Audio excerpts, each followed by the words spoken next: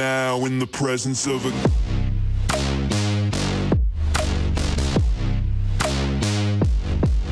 king.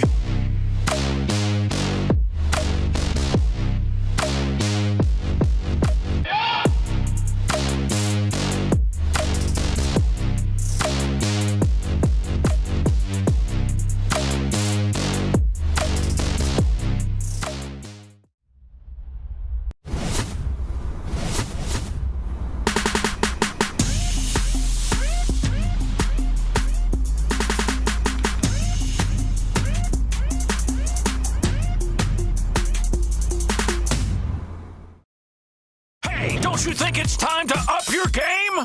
Get to the next level with G Fuel Energy. Item selection, zero sugar, antioxidants, vitamins, character creation. Wow, looking good. Gamer words, DLC, XP, side quest. Look out, sweats. Build mode, lag, noob, squad up. G Fuel Energy. We made this commercial for you gamers.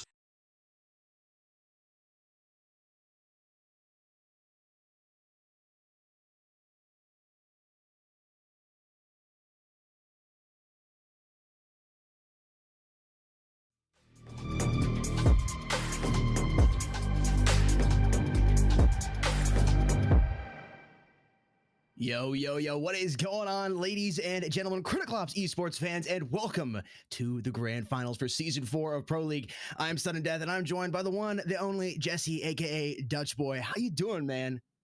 Yeah, it's been phenomenal. I mean, I've watched some of the games out here as well, and the games have been good, and there's only one more game to go, right? One more day of Critical Ops until we know who's going to be that Season 4 champion here of the Pro League. So, yeah, I mean, let's get into it.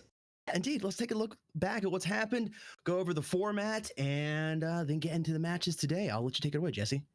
Yeah, I mean, we all started off with a round robin stage, right? And those were best of 2 matches. Every single team faced each other at least one time. And of course, the way football, or for the Americans, soccer works, when you're winning yourself a game, you get 3 points. Tying means both teams get themselves 1, and of course the loser, unfortunately, no cigar for them. Then of course we went on to go into the playoffs with the top 4 teams, with the first team of course a juggernaut match instantly towards the final in qualifier 1, the eliminator, and then the qualifier 2 to make sure we get there in the grand finals itself. But we all started off with that round robin stage, so let's take a look at that league table for one more time to start having that build up to the match itself. First of all, we take a look at the schedule, of course, that we just seen, or that was in play with the 6th of July yesterday, the qualifier 2. Then, of course, the grand finals that will be today with the qualifiers, round robin stage, and playoffs on their respective days as well. Then moving forward into the prize pool, of course, the biggest one we've had yet, with $20,000 in total on the line. First place getting themselves a total of $9,000. Second, $6,000, $3,000, and then down to the $2,000. But still, I mean, even if you're getting yourself second place today, you're not able to win. Both teams are getting themselves that exclusive skin with all the extra bonuses in terms of the event and premium cases that you got from both the round robin stage and the playoffs. But that 9K, man, Jake, that is looking very, very sweet. And let's take a look at that exclusive skin, shouldn't we? Which also looks phenomenal. Of course, going with this season's color scheme, the nice tile look to it. It looks nice, subtle, and classy. Everybody's going to know you won, but it's not going to be super sticking out in anybody's face. I love that. I love some subtlety. I love some classiness with the skins and everything that I'm rocking. So let's go ahead and take a look at the qualified teams now, because we had 4 of them that qualified. We've narrowed them down to the 2 that we have today. I hope you all have been able to watch all these matches, because they have been phenomenal. Of course, Exclusive and Elevate are the ones playing today, but we had Mullet Mafia and Evil Vision here in the mix earlier over the last week, and we narrowed it down to just Exclusive and Evil Vision today. And this is the overall standings going into the playoffs. So it's kind of interesting, Jesse, because we have the top team right there, who is here in the grand finals, and the bottom team that started on number 4 into the playoffs, which made it into the grand finals today as well. Yeah, but these participated teams, right? I mean, you get yourself a great mix of global teams, right? You were originally wondering, okay, Americas and the EU is usually the two regions that strive on top, but we also got ourselves two Asian teams in the mix. But once we're taking a look at the regular season and how the standings were, unfortunately, both CSPG Immortals and Atrocity, both of our Asian teams, unfortunately got themselves striken out. Quadrant wasn't really able to play too many matches. I think they forfeited quite a lot of them, with Automatic being a very new team. Hopefully we're going to see them back. Of course, it's also an EU team, but very new to the competitive scene in that regard. Well, this is kind of their first pro league that we're seeing, so I was super hyped to see these Asian teams play, right? There's always a feel in it, but unfortunately, Atrocity only got themselves towards that 11 points, not a point above, not the round difference that they hoped for, losing out by round difference to Elevate. And like you just hinted, Jake, once we're looking at that playoffs, Elevate went on to run while getting out of the playoffs for 4th place only. Yeah, just barely getting in there. And then ended up here, right in the grand finals with Team Exclusive. And they definitely worked their way through there, going up against some good teams to get here. They definitely earned their spot here in the grand finals. And we'll take a look now at the playoffs bracket. As you can see, Qualifier won their Exclusive one last week, and they moved over to the grand finals. They've been sitting there enjoying their G Fuel, just waiting to see who they were going to take on. Elevate had a big task to overcome, taking out Evil Vision, which they were able to do so in a best of 3, ended up going all the way to the 3rd match. And then we go on against Mullet Mafia and Elevate, which also went all the way to the 3rd match that took place yesterday. And Elevate won that out 2-1. And here we are today versus Exclusive in the grand finals. The underdogs coming in as well. The underdogs, 4th place. I don't know if I'd call them the underdogs necessarily, but 4th place coming into this and showing that it doesn't matter where they are on the leaderboard. They can still play and they can place up there and make it to the final day. It was a little bit unfortunate, I gotta say, not seeing Evil Vision pull through there in that eliminator match. I had them pretty high in terms of being able to do so, right? The whole build up from a team that has been together for so long, Metal, IGL, and also fragging outright, the good combination in that regard, but weren't able to pull through. And with that, Elevate getting the strength to also beat Mullet Mafia away. And I gotta say, though, these players from the NA and South American region, they're usually very good, right, on playing on opposing servers, because they are the teams sort of forced to do so for the most part. Yep. And that's why I feel like there is something to it here. Also playing against Exclusive, right? Be able to get themselves those 2-1s, best Evil Vision, best Mullet Mafia. It has a feeling, right? Playing on high ping, they gotta do it a lot, so they need to get used to it. Yep. It's a challenge, and they have accepted it, and they're doing a good job with it. Because even versus Evil Vision, like you mentioned, there in that match, the 3rd match, it was Evil Vision servers that they ended up coming out and winning on, and even with the ping difference, so they can do it no matter whether it's their home turf or visiting. So that's phenomenal to see. There's that word again. Let's take a look at the community match voting. It's still live right now for you all. It's only gonna be live a little while longer, so take advantage of it while you can. You head over there to mobileesports.org/app/voting. Links, of course, in the video description down below, and cast your votes and let us know who you think is going to win today. Earn big prizes by voting. There's credits, cases on the line, as well as getting to climb the leaderboard and show off your prediction skills. You can screenshot and rub it in everybody's face that you know how everything's go and you got the magic crystal ball. I know some of you guys are absolutely incredible. You guys were predicting matches yesterday just in chat. So again, head over there to go ahead and cast your votes right now before it's closed. Yeah, definitely good to check that out. Next to that, of course, the viewer awards that are able to be confirmed, of course, due to the website mobileesports.org/app/pro league. That will pop up any second, of course, with the rewards that you can get from that, with an exclusive emblem, 600 credits, and all that good stuff that's also in the mix. But let's take a look at this lineup, right? We've talked a lot about the other teams, but there's a lot to break down for these two teams itself. Starting off with the lineup of Exclusive, and there's something very nice to tell about these guys, because I was in a call with Nexera today a little bit. I spoke with him about what was going to happen today himself, and the organization is quite new. It's the organization from Sadok coming in. But looking at their tournament history, right, it's not been that phenomenal, but most of them have played for the team of Team G9 back in the day. They played good in all of the pro leagues before this. They played good at the Worlds. But now they're coming in with the hot lineup, and I got the confirmed 5 for today that they're going to be playing with. So let's take a look at their roster, and I will narrow it down for you guys, because this is something I'm pretty excited about. You see this roster right here, and before it was Sadok, Lucid, Crux, Adul, and Nexera, with then Noxic and GTA that played only some matches. Noxic not even playing any. But you can see how high those ratings are, Jake. You can see how high these matches of these two players are. GTA and Noxic are both playing today. The ones that aren't playing are Lucid and Sadok. They've both been substituted out. So they're going to play with a heavy lineup today, Jake, if you ask me. Yeah, and you can see here all the maps played as well. This team is so experienced. They got newer together playing under this name, but these players have been around for more than just a minute. It is going to be this is a good team. I was definitely, I wouldn't say surprised, but really impressed with how they played last Saturday when I casted them. Map statistics popping up on screen, and hopefully we're going to get a grounded match. That was what was talked about.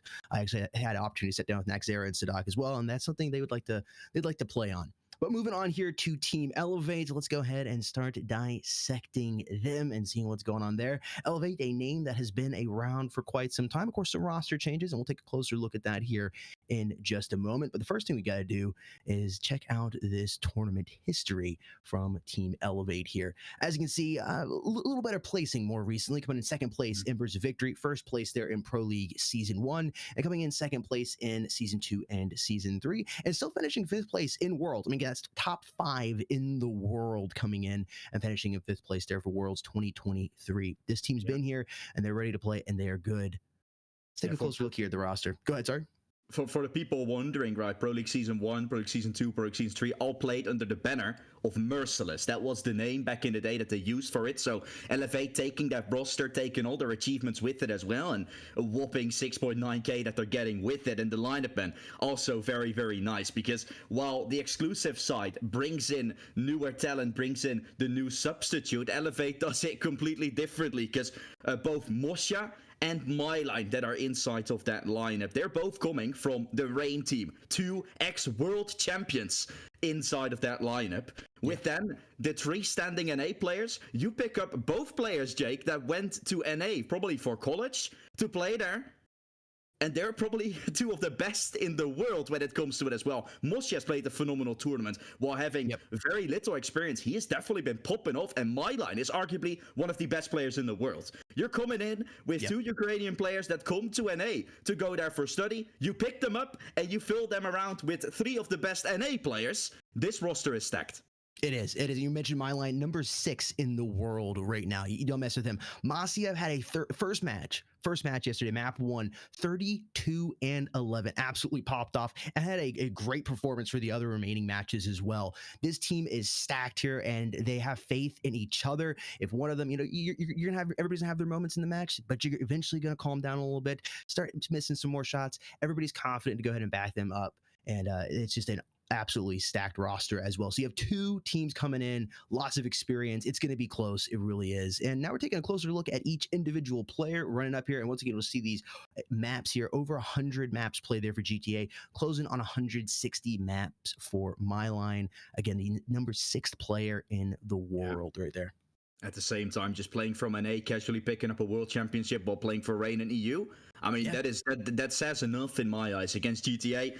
Played a few matches as a stand-in right for exclusive, but now will be in the main lineup for today. So looking good. The Swede trying to get himself into the mix here from the side of exclusive. Then talking about Noxic, of course, a player, if you don't remember, that played for Violent GG the first season they played together, instantly winning it in Season 3 of Pro League last year. That is an achievement as well. Noxic, definitely one of the stample players from that lineup back in the day with 4Sheik and X-Flame and Ashik, all those players coming into the mix, right? They were very new, but were able to instantly pop off in Pro League Season 3 against Stylus, of course, Deborah and Arm that you can know him from. Definitely players, or definitely a player as well with a lot of experience playing that support role for Elevate.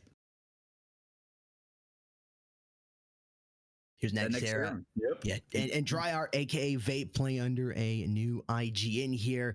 Nexera definitely going to be a player to watch out for, as well as Vape if he's going to be on today. 173 maps played. There, loads of experience right there. And same way for Nexera. These guys have been here. They've been in the hot seat before. It's just another day in the office for them. They're just coming in. They're going to play. There's no palm sweating or anything. No mom spaghetti on their shirts. They're ready to roll. I'm not sure if Dryad is going to play because he hasn't played too many matches, right?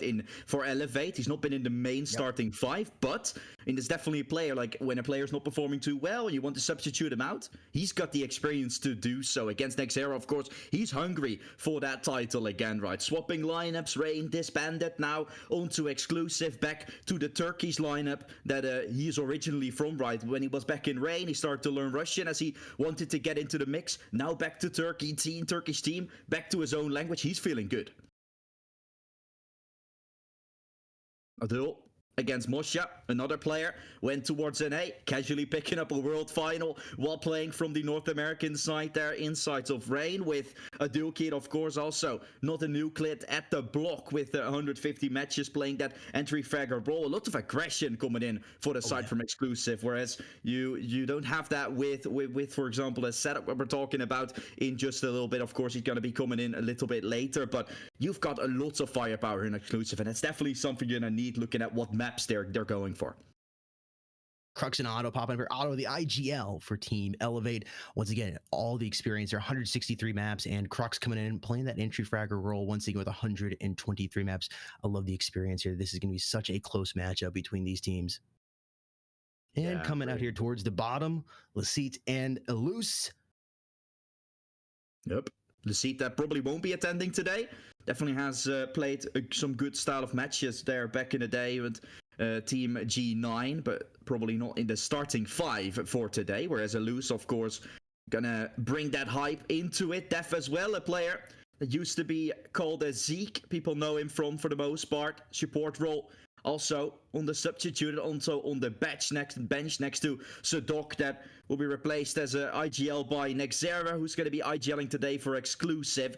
So good stuff here for these lineups, right? We broke it down about what is going to happen, but ultimately, man, I'm just looking at players that, or teams rather, that have 7 players that are all capable of potentially filling in. And although you have 5, you have a chance to substitute them in, get it into a different mix. We're going to see some good stuff today, just like we're going to see this map pool, or I say at least 5 of them coming in. As both teams get 1 bet each, we're going to have a best of 5.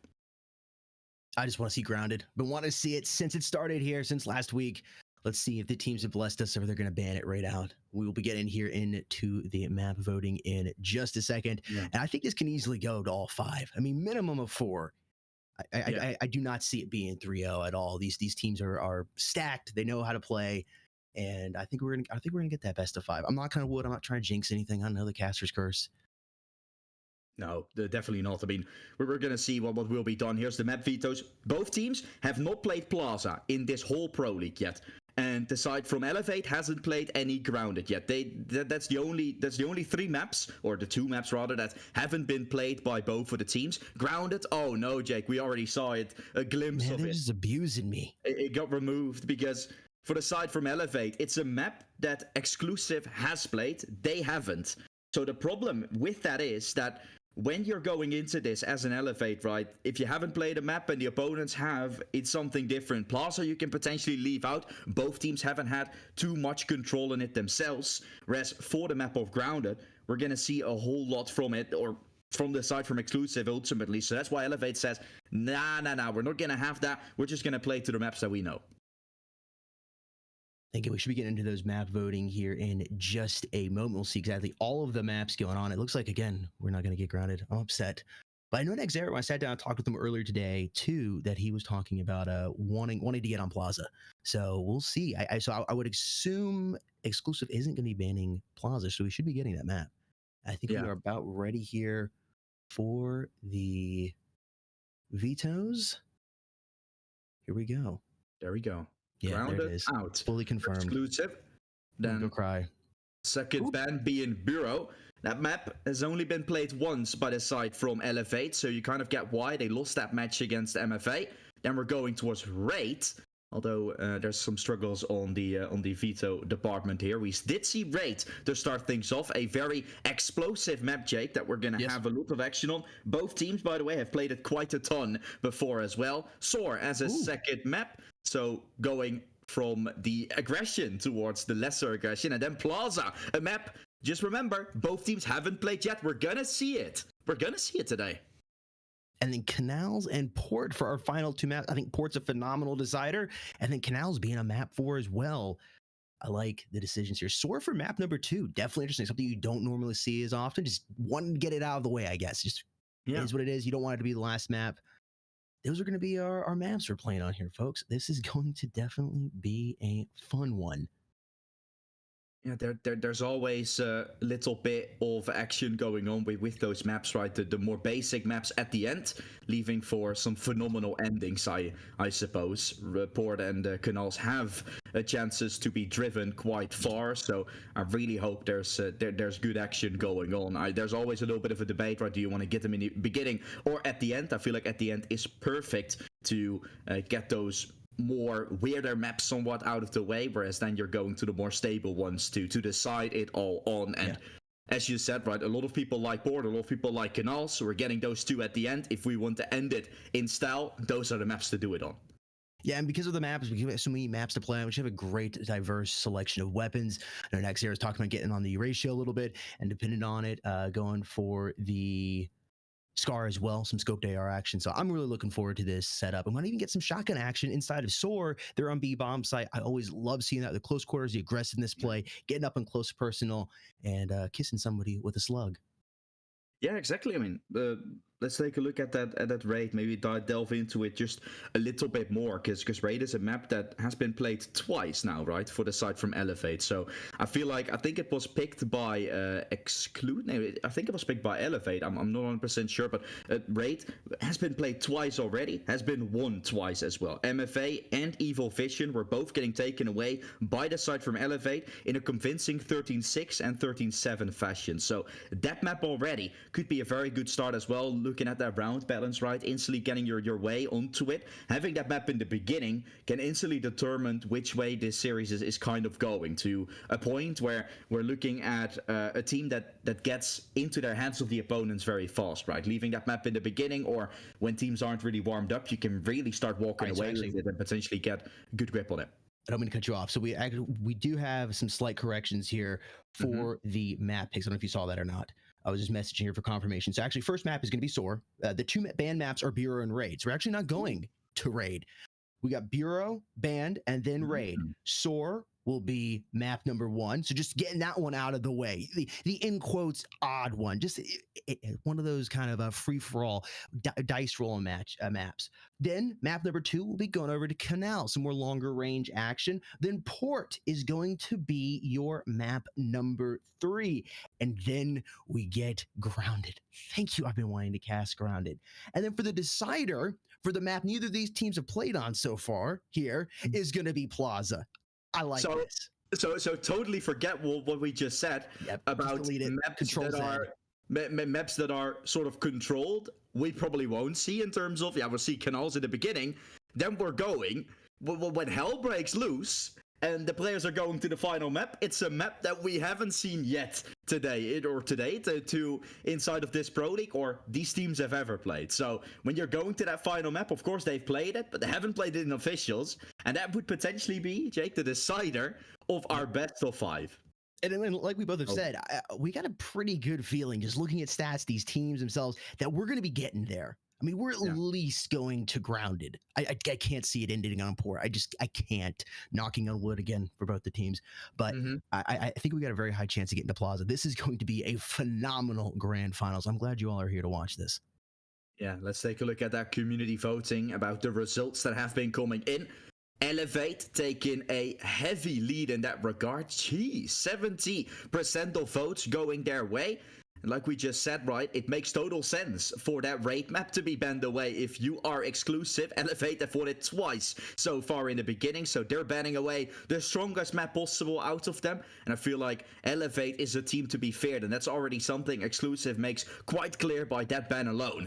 that yeah, they're gonna be excited to see it play. The chat is also believing, right, Jake, that we're gonna see the full-on reverse sweep in this bracket, from Elevate being 4th, almost losing out to round balance, to winning the whole event. Chat, I want to believe it when I see it. That's what I'm waiting for. I just want to see the best possible matches. I always ask this before we start, because I know now we get the community votes. We get the overall consensus of what the community thinks. But for map number 1 coming in, which is going to be on SOAR, who's going to win the first map and what is the round count going to be? I always like to see what the chat's on that. Are we going to have a 13-7, a total blowout, 13-3? Are we coming down right to the wire at 13-11, 13-12? And is it going to be Elevate or is it going to be exclusive? The Battle of the E's, too. I just realized that we got Elevate and exclusive. So let us know in the comment section down below what your all's thoughts are on that. Some of you guys are incredible. I mean, it's like every single time you get it right or within the margin of error. So here's again the maps popping up. We got visual confirmation now. SOAR, Canals, Port, Grounded, and of course Plaza, aka Barcelona for your really OGs. Getting gray hairs over here as a decider map there, Plaza. Yeah, excited. I mean, we're getting ourselves into the sweet stuff to begin with, and then more of the unknown territory, right? Hopefully we're going to see that Grounded. I mean, Jake, I know you want to see it, but if it's a 3-0 map, we're still not getting it. I know we're still not getting it. There's a chance for things to be turned around, because of course, I mean, the thing we're looking at for the most part is, okay, you're starting on EU servers, right? SOAR is being played on EU servers, then Canals on the US. If Elevate isn't ready on that map of Canals, then we're going to servers again from EU, right? So that map of Canals, there's a lot of hype. There's definitely a lot of versatility in terms of that, or urge to get that win. For now, though, I hear that the knife round is live, so let's quit the yapping. Let's get the stabbing. I'm ready to stab. Well, I mean, I'm not personally, but yeah, you know. Let's see it. Here we are. I want some shotgun action here on B. Bomb getting thrown out. Here we go. All not used. Like, it is gonna be. I won't say anything. I've seen crazier things happen. I won't say anything. Should be exclusive taking a window. Let's be real. Should be. This should be. Like turning around. He gave up. Like, I've seen crazier things happen to that, so I wasn't going to say anything. All right, folks, they're going to choose their sides here, and then we'll be ready to hop in. We got to wait for all the teams to get ready, guys. Come on. We get paid to yap. All right, you win the knife round. Which side are you taking to start? You want the breach? You want the coalition? I'm always biased. I like to finish on the coalition side. Like 90% of the time, I'm going to take the breach. What about you? Yeah, I mean, I've heard teams say a lot about it. I feel like I would always want to start also looking at other games that I've seen, like on the coalition side, start strong, so you don't have to worry. I feel like for a team that has round balance needed, right, you would like to start on the coalition side. But there's always something to say about like getting that strong ending, starting off by not having to care too much about what has been done, but we're gonna see what the team in fact chooses. I feel like you want to start strong to finish, to have some more riding space to finish it off with. But it's really up to them to decide, because it's also the first map of the day, right? You're not yet prepared, not yet really warmed up, so you might want to get things started to kick off on that breach side. Yeah, go ahead and give yourself a couple warm-up rounds. Doesn't really matter, because you got that confidence of falling back on that coalition side.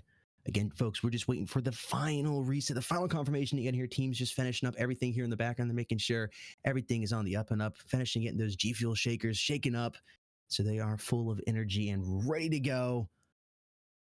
And oops, I thought we were ready to go. No, the coalition side get chosen, just for confirmation. Exclusive, wanting to start off strong, then finishing on the other side. And I gotta say, right, they're starting on their own servers right now. So exclusive is definitely in a good run right now, right? Beginning on that arguably better side than getting your own servers as well. Exclusive already 1-0 up in the mental department now, yet we're gonna have to see what Elevate has to show for themselves going into this, but we'll see when the game is going to be live, Jake. Any predictions, right? I mean, what do you feel like? Oh, I'm not going to say anything. I always seem to get it wrong, and I just want to see the best possible matches. I think you got Elevate. Overall, with the players on it, okay, I'll say I can't help myself. No. I think Elevate coming into this, obviously with the community votes, they are the favorite team. But I do not think you can count out exclusive. I think they can really surprise you. So don't count out exclusive. That's all I'm going to say. Yeah, I don't want to be hated on by the NA players, but I feel like Exclusive, this lineup, man. I mean, you're bringing in some of the best players in the world right now in terms of what has already been a phenomenal team. So I feel like Exclusive has a small edge for community voting, but Exclusive, show me what you got.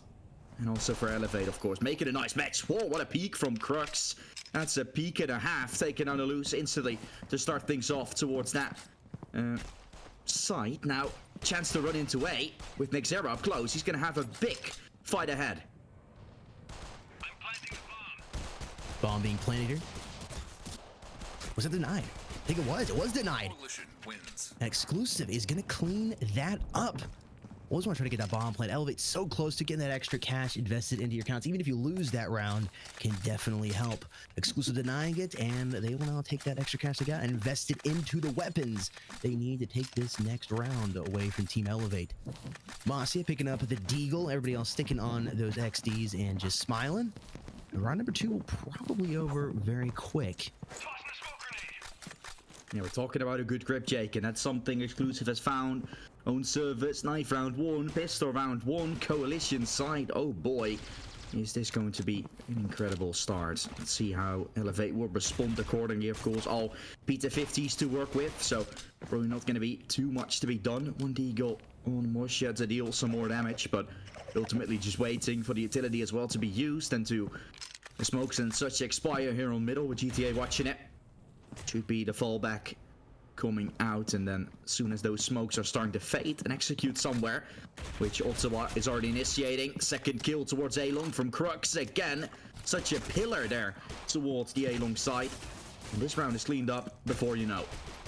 Nexera almost getting dropped. Teammates should be able to reinforce him and finish off Stylers. And that's going to be a pretty clean, slightly messy round number 2. They did some damage, got rid of the armor, forced him to rebuy. But overall, 2-0 here. 5-0 already for Crux. Yup, insane player to have. GTA Noxic, 2 players coming in, of course, as the replacements from the others. They are going to be eyes on them as well to perform. So far, it had the kills, but it didn't have to do it yet. Those ones get activated. Oh boy, are we going to have a lineup. And she's out as well on the side of Elevate already. Trying to use those weapons for the most part too towards the B long here with Nexera up close. Fight engaged on through. Nexera will smoke him off to get some cover in. Now they're good to fall back. They've made a lot of time away with Elevate barely getting any control yet. Trying to work the poolside here. Hope you brought your sunscreen. It's bright up here. Just a little bit over a minute left. Feeling each other out right now. Bomb is down here, wrapping back around. Either B is going to be the side of choice here, or they'll try to take the long way, or maybe not, faking me out. Should make their move shortly here, Jesse. Only 55 seconds left. 3 players setting up right by ramp.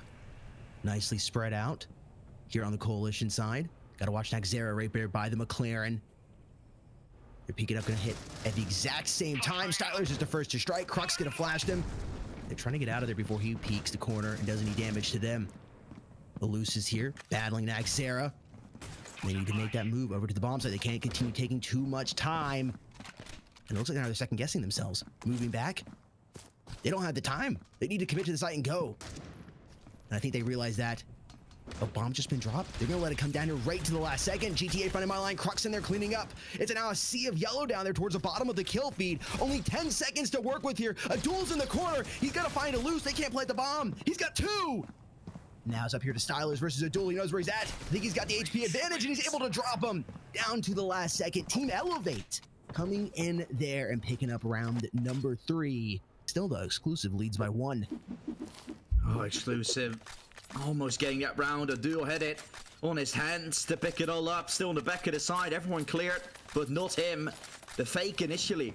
Good try from Elevate to do it, right? They really wanted to get the players from Exclusive to rotate after the contact made towards A-Long, wanting to make him wrap back and go towards reception and such, right? Rotate around, but Nexera, together with Adulkin, always sticking towards that A side for the full round to end. Ultimately, round going the way of Elevate, and the NA team is able to get themselves some good grip in this game. First T-sided round. They're trying to look for a little bit more here. Mid-side as well being challenged. GTA always covering it. Usually a fight, right? Smoke able to stop the vision from that regard, and from reception and along the holds, it's been the same for Exclusive over and over again. Really good the way they've played, right? Having GTA hold on to middle, 2 men towards the A long and 2 towards B long seems like the idea. The deal executed so far pretty well. As you're talking about that previous round, right? If one player falls, there needs to be compensation, and Exclusive didn't have that in the previous round. They really like letting the clock wind down here. Making the move just without 40 seconds. All moving in, they've saved the utility and they're gonna push fast, but Crux is there. 2 tops popped already. He's looking for the 3rd. No damage has been done to him, and teammate is there to reinforce him. That's player number 5, Noxic, right around the corner. He's got the angle. Crux has got 2 more. He can ace this. Oh my goodness. Oh, he could. Ottawa puts down Noxic. He's thinking, man. He knows he could ace this. Oh, he's got the angle. He knows where he's at. Some blind shots, none of them connecting. Teammate around the corner. Oh, he's gonna send Ottawa back. Oh man, is it gonna be the ace? He's not gonna get it. He got 4 though. You can dub him Lord Farquaad, and Team Exclusive quickly cleans that round up. And in 1 at the moment here, Crux. Entry fragger and a half, as he's not been necessarily the one popping up his rating so much. This game most certainly will deliver exactly that. What a hold coming out from him, and as soon as you thought Elevate was gonna have some control, nothing to come out of it, right? Back to pistols they go. An Exclusive that's already leading 3-1 might make that 4-1. They choose to go elsewhere now. Maybe Pool will be their side of choice, because towards that A-long they've been shut down multiple times. Speaking of, Nexera is also there. Everyone gets the shutdown on both sides of the map. No one gets allowed to live. Mosha down low. Ottawa still having 100 health left for him. Picks up an SG that scrambled around. Noxic dying there, so that's at least something to work with here for Elevate. But ultimately, this round already, Mosha falling flat. It's a round that looks done and dusted already. What holds Elevate is having to deal with. Exclusive so far just been beast controlling either side. Their setup have been promising every time, and Crux is constantly going for it. 4-1 with yet Elevate to really answer. Crux is just on right now. So sometimes you just get into the first few matches and you're good to go. Crosshairs perfectly positioned. 11-1. He is on fire right now. Insanity coming out, and really a player here we're looking at as well. GTA so far, he hasn't even gotten a kill yet, and a 4-1 up. It looks so dismantled the way they've been able to destruct the Elevate sides here. Whereas GTA is still just vibing on 0 kills. I mean, it's not even needed for him to frag. How incredible can this Exclusive team be? Elevate will have to respond though. Again, challenging towards the pool side. Crux is now there. He was usually in reception, so gone a little unknown, but never mind. See you later. Triple stack gets beaten apart, and there's nothing they can do about it.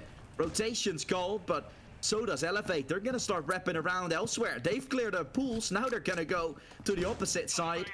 Going to push A long, and already almost there at the all-stairs. Making a play. Stylus will fall. Noxic is going to be able to line up too. This round still doable for Exclusive, as Noxic cannot get this 180 done. Ottawa taking him away. GTA has an idea for both of them are. Just needs to mow him down.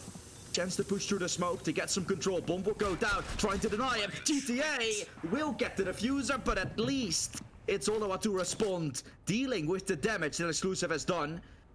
Elevate puts another round on the board. Haven't watched Elevate, especially yesterday. They like to kind of play from behind. Take a little while to get going, figure everything out. Just because they're trailing, you can't count them out. But Exclusive has just been on top of them. They got their number. They're dialed in so far early on. I'm loving what I'm seeing. We're only 6 rounds into this, just starting around number 7.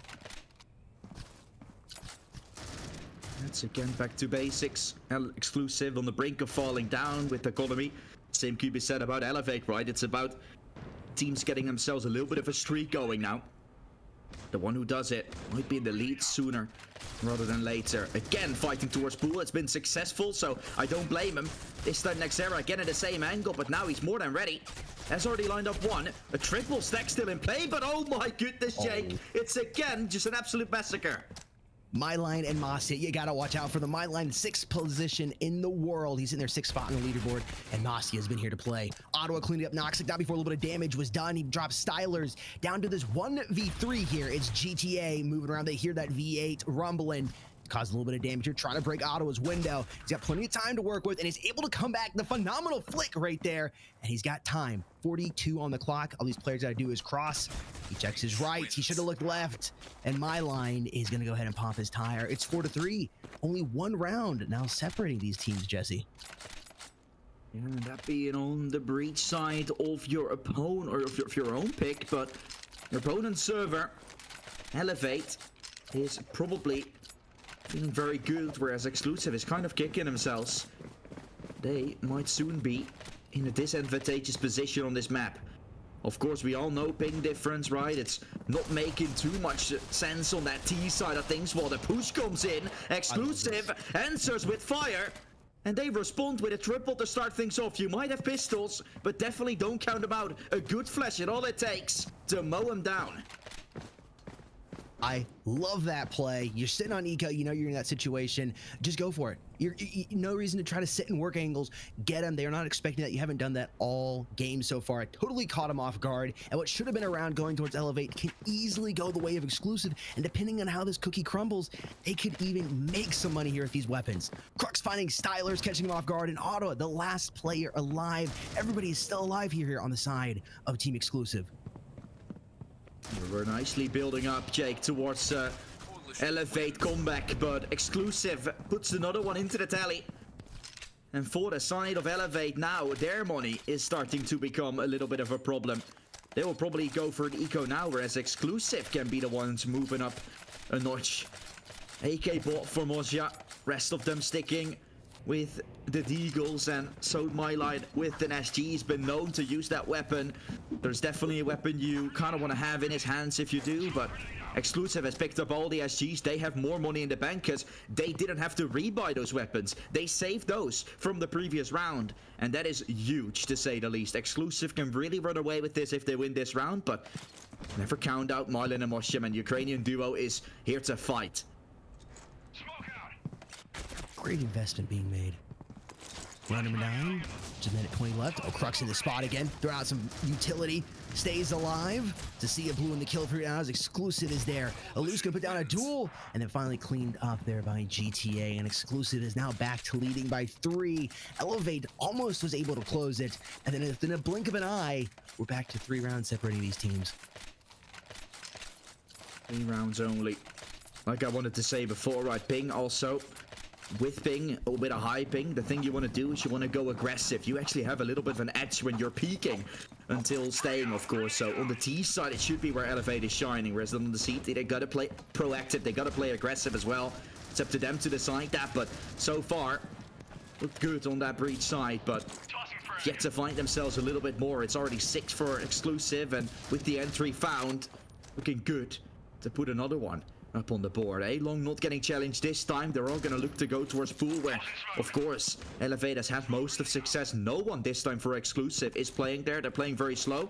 Nexera sitting further back around McLaren together with a dual kit. They're trying to play a versatile setup, whereas Elevate will probably have to use a lot of util to get across towards Pool here. Maybe a short, or was the McLaren side getting pushed? Exclusive is having a tower build up, with Noxic of course having the ability to rotate around at any time. So this should be a triple stack on A that Elevate is now trying to break. Good luck with that if you ask me. 4v5 here. Nexera. Oh, just misses my line. But Duel is there to clean him up. The A side is a side of choice. Might see that bomb begin to back around here towards B. I don't know if he's got enough time though. He's gonna stay. Styler's coming in with a mean headshot. Haven't seen much from him so far. Has been a man to keep an eye on the last couple of weeks. It's ticking down here. Elevate's really gonna let this time work on their side. There's Mossy, a drop shot. He's got the angle here. Well played not to push down. GTA changing positions, but Masia backstabs him. The bomb is slowly ticking down. It's a 1v2. Elevate with the man advantage, and Stylers finishes Crux off in style, closing that gap now to only 2, as well as getting the bomb planted. Some extra cash being invested into their accounts, and that economy for both these teams has evened up just a bit.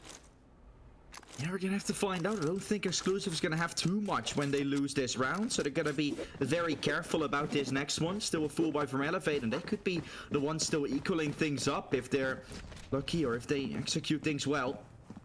Again, Pool has been a good side of choice there. Exclusive trying to play it from the sides, but that stack towards the A side really didn't seem to work out too much and became a very rough task ahead. Not wanting to go aggressive, well, that has usually been the way things have gone and worked out. See if it does this time, because again, Pool's getting challenged. Again, Exclusive plays the A side instead of fighting for that Pool side. A flash is all it takes to get you across. They're waiting to push McLaren soon. Again, joining in is GTA. Nexera, that's watching the A short side itself, with the push soon emerging. Minute left on the clock. Bomb still very far though, and with the first tire being popped here on a loose, they gotta recover that bomb first if they want to win this round, or just go for straight up fights. But the hold has been significant thus far. Noxic watching towards the A long side. Well, he's now spotting out Ottawa starting to run away. They're having to pick up the bomb. They have 45 seconds left, Jake. This is not gonna be too great of a chance, because everyone from Exclusive is also participating on holding the B side here. They gotta make a decision soon. Yeah, they've read this. There's no delay here for Elevate. You just need to move. You take too much more time. Those players on A are going to move over here towards this B site. Auto pops the corner. A duel is there to find him, and Masia looks right instead of keeping his head position straight. And it should be cleaned up here by Team Exclusive, taking it 7-4. They're leading back up to 3. And there it is. GTA popping stylish Tylers again. And we're in round number 12. Last round before the flip. I mean, if Elevate is able to win this, a 7-5 half on this map is, everything considered, including ping, would be, dare I say, phenomenal for Team Elevate. There it is. The word again you've all been waiting for. I mean, no, all jokes aside, to Elevate, I totally get what you're saying. It's been a good setup here. With 5, it would be amazing. 4, pretty much okay still as well. This map presented itself nice as a very tactical one, right, as well. You saw there, Elevate, good setup initially. Not bringing up that bomb is probably the way they wanted things to play out, but then they had no control over that B side. They had no control over mid and tables, where then Exclusive was standing and Elevate couldn't really do what they had. No time to spare. Whereas they had no control with it as well. So you can execute a fake like that, but you need to make sure that there's at least or time left, or you've already had some initial control in that round. Otherwise, you're walking into a stack and it's just a bloodbath on the opposing side. Let's see how this round's going, though. We're already in round 12, nearing the end of the half, the final round before the flip, with, again, full control been taken by Elevate. This time they bring the bomb along, so it looks like your casual A default, with already a lot of space taken towards that A short. Push coming through, Crux allowed to deal with it. He's been a pillar on this A long. Again, striking for 2. The bomb still has to cross, it's in the hands. Flank around, finding himself a bunch of frags, and the round will go to Elevate. Oh my goodness, Ottawa turns it around there on the A long. Didn't have control of the bomb. It looked like Crux did it all, but no chance. It's 7-5.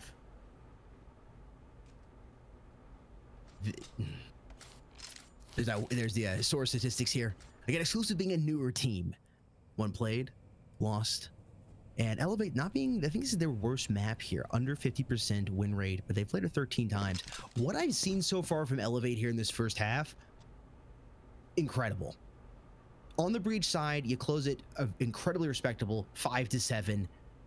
With the ping issues, with everything going on, including with Exclusive being ahead by, I think 3 points was the maximum they had. Maybe, was it 4? I think it was just 3. Yeah. And keeping it to 2. If they win this pistol round here, it's going to be tied up quite quickly. Yeah, that's again with the ping difference as well. Yeah, round difference and everything, right? This map might still be taken. You see the map statistics. I mean, it's 0 map or 0 wins yet for the side from Exclusive, so something to worry about. But the pistol starts off great. Jake instantly finding themselves 2, but traded back by Stylers, who's now going to have Mosha still on the side waiting and fighting for his life.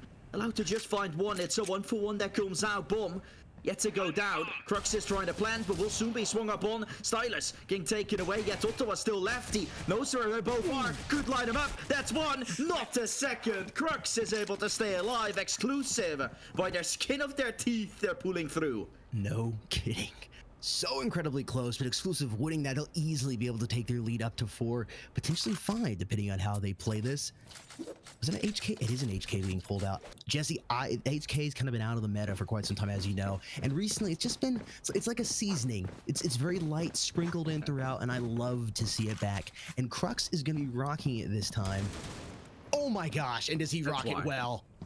That gun can still be effective. Boom, his head is gone. Back to spawn he goes. Wow.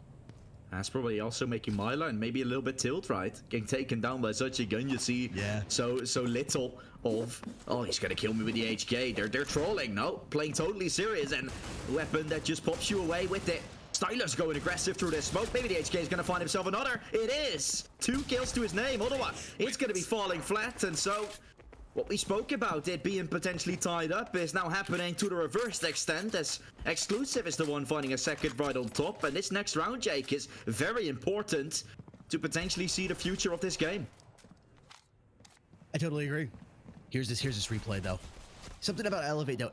Everybody on this team can step up when they need it. I mean, Stylers are there grabbing too. I mean, I know they weren't able to close this out, but again, I'm thinking the big picture here. After we get out of map 1, keeping it close here. I'm not gonna say anything else. I'll let you guys connect the dots on that.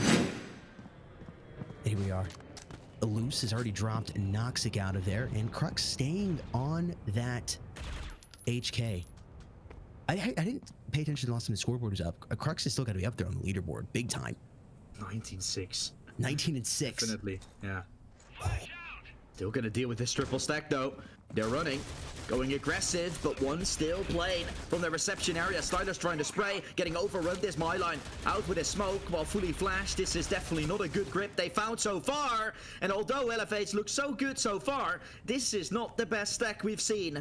Now, getting overrun, reception, and A long taken under control. This is troublesome. Marcia. There's that HK making some noise. Plenty of time to work with. Again, this is one of these maps where it's like almost every single round is always going to be down to the last 10 seconds. Time to work with. It's big. It's chaotic. And B is going to be the decided choice here if there's remaining 4 players on exclusive. Elevate still has 3 to work with, and all you need is one little pick here, and the body count board has been evened up. They're in. Look at Ottawa coming from behind. 20 seconds here, bomb being planted. Eluse wins that gunfight. GTA quickly cleans them up, and the bomb has been planted. Ottawa thought was going to pop the corner, but he's waiting for his teammate to reinforce. It's Ottawa and Marcia here. Ottawa taking that IGL position here for his team. What's the call going to be made? Such a good call from Nexera in this round, and now playing out the post plant could bring them to double digits. Mosha, the final player that's standing. GTA has already found himself a kill. Flick from Mosha coming out. This could actually still be around for Elevate. Time is running out though. Adul is playing this so well, running around the corner. Mosha will have to stick, tapping it once. Now the swing coming through. Adul is going to catch him in the back. Double digits found from exclusive after an amazing round called from Nexera. A fine shine in play. Elevate, who tunnel visioned on that A site, and then B was opened up before exclusive even had to do anything. A duel with the beautiful post plant, all pieces are there. Exclusive sailing toward map victory. They've crossed it, double digits now. 5 rounds separating these teams. Elevate hasn't been able to do anything since they got on the coalition side. On this map, you would expect them to at least put a point here.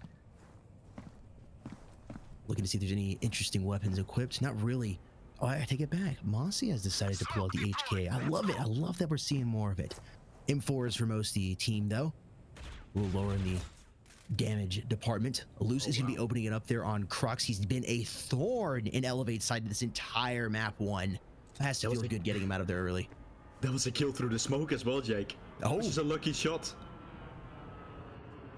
I'd love to hear the voice chat reaction to that. You know, it's like, nice. Yeah, I mean, Crux probably kicking himself, but choosing something else, right? Exclusive, no path into middle, so you're gonna go pool. Try something else, but look at Elevate. Tunnel vision on the A side this time is the thing you want, because that's where exclusive is heading. HK defending A2. Gotta love that. really just taking their time. Again, this is so common to wait till the last 30 seconds to start that push. We've crossed the 40-second mark, and they're beginning to move in. Utility going out. Ottawa finding GTA. Mossy, a big play. He gets the flick. He finds the second player. And he's going to switch out to that AUG. No need to reload. And it's all up to Noxic here in this 1v4 with only 20 seconds to work with. I think he's going to try to save, but he's going to be hunted down. He needs to get out of there, and Mossy is going to find him. Elevate putting the first point on the board since the flip, and Exclusive is still leading by 4. Yeah, probably not for long, Jake. Look at the money. Barely anything. I was just about to say. This kill though from Moshi was good, and then Ajul just playing it well, right? Getting around the corner, hearing the steps, using his sound to his advantage, and Moshi was so far gone, thinking the other side was played. But getting taken down from behind. Now pistols, of course, for Exclusive will probably make it a whole lot harder. Moshi, of course, coming from the EU side towards an A to play, as well as get himself some beautiful frags. Now, an easy round, you would say, arguably, as that is what it is. Cleanup style, just 2 kills for Exclusive only.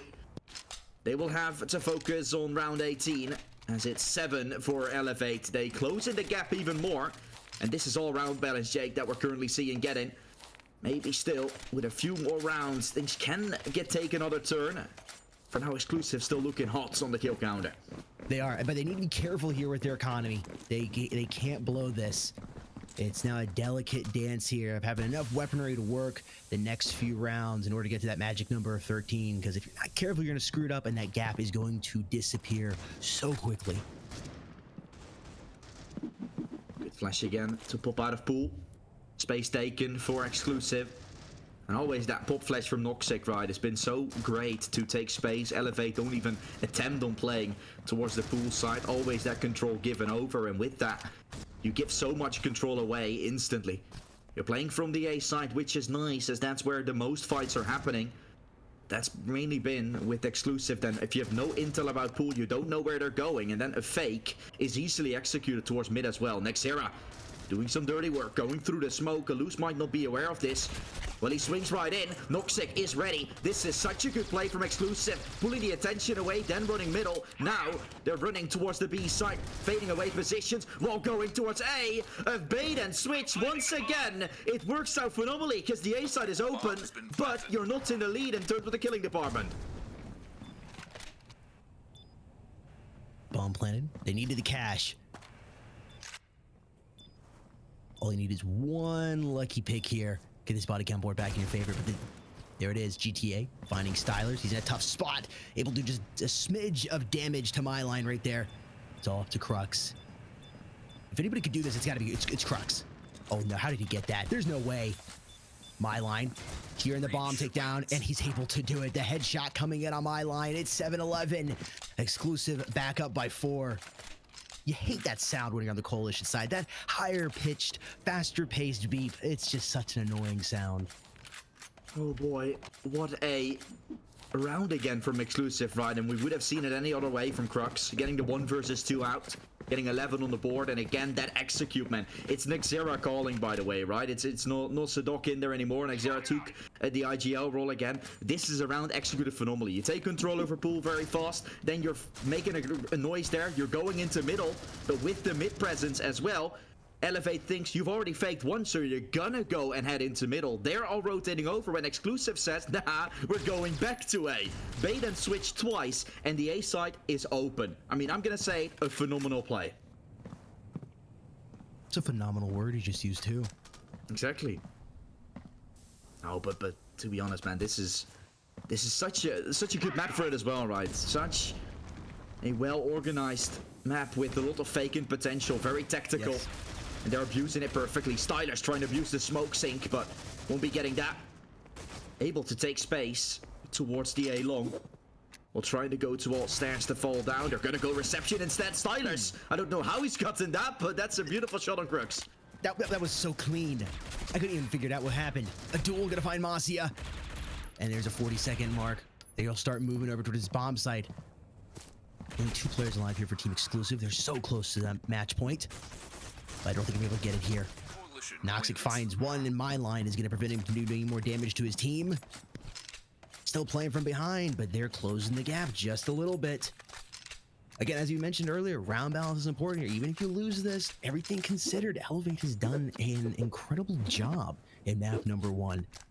But you can't take anything away from Team Exclusive. Coming in super hot. And I think catching Elevate off guard just by a little bit.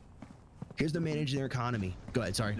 Looking at the stats, right? This is also the perfect map to pick, right? A map that Exclusive has barely played. You play it against them on their opponent servers, get as many rounds as possible, and 9, as bare minimum, would be very good already. Exclusive in this eco, again, managing their economy right now is so important. They gotta be careful not to get up here towards the last couple points and then blow it just due to not being able to have the funds to buy the weaponry they need to compete with Elevate. And as you can see, even with a full buy coming in, ooh, it's tough. You gotta start making a decision like loss bonus, because it's gonna reset if you win one. How many players go down? I know every round is important at this point. Yeah, exactly. I mean, how many teams have been ahead like this and blown it right at the last second just because of the economy situation? I don't know if blown it is the right word, but just had it snapped out of their jaws because of not being able to buy the right weapon. I mean, still losing this, right, Jake? We're going to be having Deagles for Exclusive, right? It could be 11-11 all of a sudden. Such an important round this one is. SG's out, up close, Alous trying to do something dirty, and through the smoke, that definitely is something. Oh, Alous gets away with it. That's an entry that's just given towards Elevate. Such a good start to what looks like a barrage of rounds they're still gonna have to take. A side, lesser gardened. B side, you see, is completely open. Exclusive is gonna go towards A now. You gotta be careful. Rotations need to be pixel perfect, and they're going to be. Moshe and Ottawa lining up too. And that will be Crux in a duel to try and stop him from potentially tying up the game here. What a phenomenal round this one has so far been. And again, double digits, maybe soon on a counter here from Elevate. Moshe hiding behind the generator while they're getting themselves up towards McLaren. No chance to win it out. All down to Crux, a man on a mission. But the mission is called impossible, or is it? Is he Tom Cruise all of a sudden? 2 kills found, 2 more to go. Boom. Right in front of him. Crux ducking up, should find Alous here. He's not. Alous will mow him down. Elevate gets such an important round to go. And now Elevate is 1 away from tying up the game, and we're gonna see AKs. That's, in my eyes, called desperation from Exclusive, because they're not gonna have the SGs they would like. Yeah, that's such a tough decision. Do you go ahead and just suck it up, do the Deagles, catch them off guard, try that play you had early on? Flashing them out, moving aggressively. I don't know. Now they're gonna be in their heads. They're nervous. Even though they're leading right now, have so many advantages, you feel that momentum swinging back in Elevate's favor. You can see the confidence in the way these players are moving and jumping around right now. They might just be able to get this. Yeah, I love these lineups with the flash as well from Exclusive, but it hasn't really paid off too much now. Again, pool control's been found. They're trying to go reception to keep the players from Elevate occupied as much as possible, right? Well, no one's really in middle. Alous is not going to attempt to go, or dare to go aggressive into mid anymore. He's already done his job.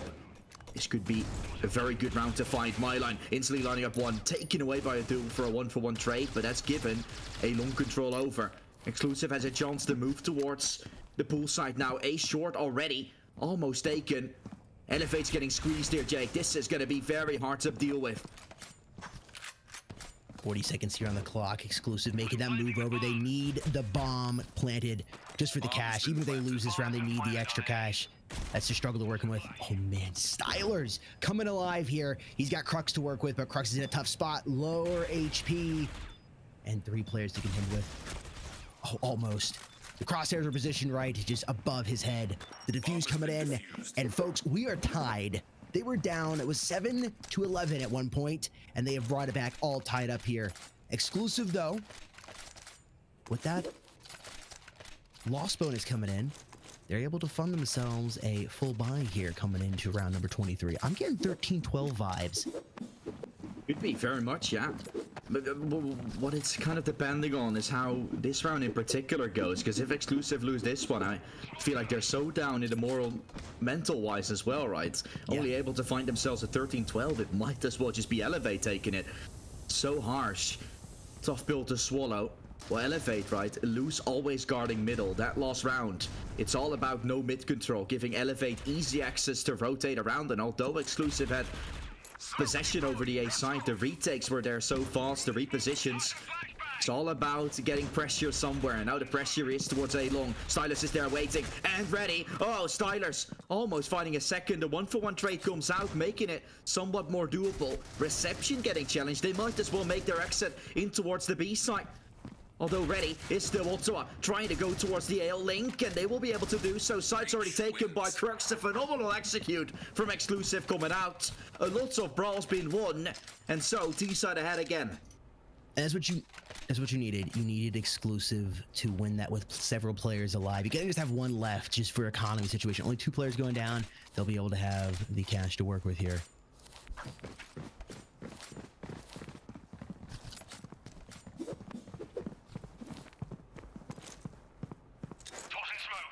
And here we are, round number 24. It's either going to be closed out here, or maybe we'll get that round number 25.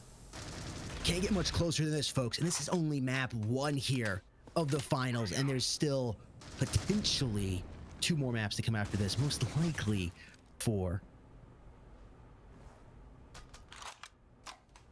Again, just taking time, playing. A little bit of damage has been done to the Exclusive side. Just soften them up a little bit with those grenades. Elevate, throwing that utility out. Maybe 12-12. Yeah, it's really favoring this ramp here. They're about to push. My line backing up at the last second. Stylers staying cool, not giving himself away. Ooh, Nexera. Look at that experience right there. Just having a feeling somebody sitting back there. Stylers thankfully moved out of the way for him. Nobody's yet to get dropped here, Jesse. 45 seconds on the clock. Oh, there it is. First kill struck. Ottawa dropping GTA. Crux with a quick trade. 4v4 here on the body count board. Flash is gone out. Loose finds Crux, gonna prevent him from doing any more damage to his team. But here they come. All of them. From a link, walking their way down. Fight taken. Mylan up close, trying to hold on. He won't be able to do so. Loose still, dropping the bomb.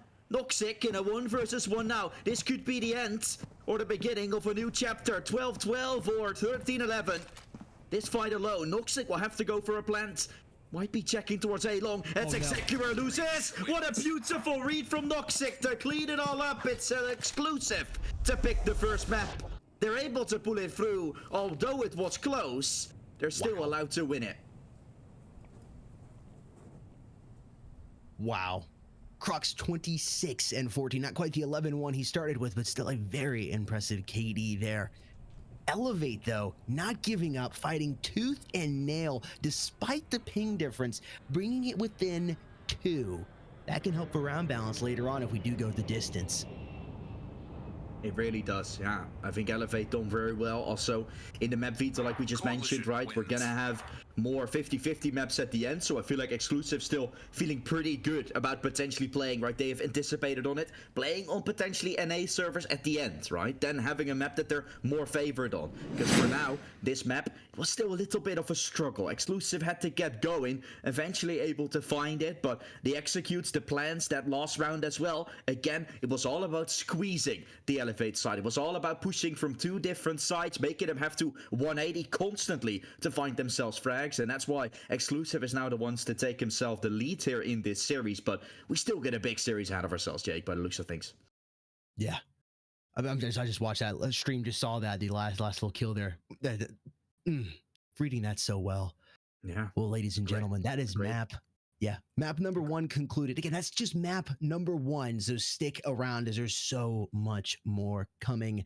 And being at that's the end of map 1, Jesse, that means viewer rewards are now open. So I'm sure you guys got it bookmarked, but if not, it links in the description down below. Head over there, click the button, and let us know that you are watching and get entered for those rewards. Again, viewer rewards are now open. Confirm now. Get yourself all of that exclusive stuff. People are asking, how do I get that exclusive emblem? That's the way you do it. Head on over there and go ahead and let us know you're watching. Folks, we'll see you on the flip side right after this quick break.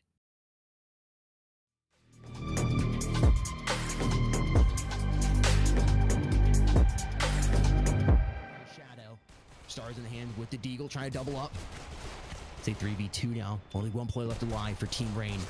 He's still alive. He's dropping players. He's able to find two, but Star finally puts him out of his... So that Mullet Mafia that have taken A but are kind of stuck in there, and Rain have full control over it. Now flashing their way in, here they come. Bomb slowly ticking down. 2v1. Malak, last player alive. Couple shots being fired. He sees a player jump up top. Chance for Faultless to start walking in. The jump up on the box will be made. He's gonna find the kill. It's gonna be a 1v1. Myline jumping across with a wall bang. How is that possible? How does Myline read it? Control for the side from Mullet Mafia, so this will make it pretty interesting. Ooh. Okay. It's an absolute spray down. Fallen Knight is able to find one, getting out of there before any more damage is done on him. He's coming back, sees ahead. Wins. It's going to be Myline, so that's really something Mullet Mafia has to be afraid of going forward. At the same time, shouldn't be too afraid of it, as they're going to have to deal with a lot more rounds and need to play with full confidence here in the coalition side, and that's what they're doing, playing very fast, a great style. Throw that bomb out to oh, Mossy is now down. Nexera coming big, finding Malik, trying to stay alive. Shadow with the spray down, and he keeps his team in this. Mullet Mafia closes it to 2. That was close. Rain just got an umbrella blow up in their face. Mossy is here at the SG, jumping across. Wow, I don't know how he grabbed that. Shadow getting dropped by him in. Nexera is there, eating the body cam board. Faultless still on HP. Zello coming in big with that frag. And they're going to have another round here. Looks like they're going to tie it up.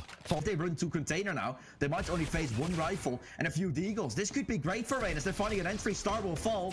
Malik's still trying to recover, but with the flashes, you have just a window to push. You have just a window to go for it. And that's when Nexera comes into play. Finds them both. Shadow looking the wrong way. And that's a...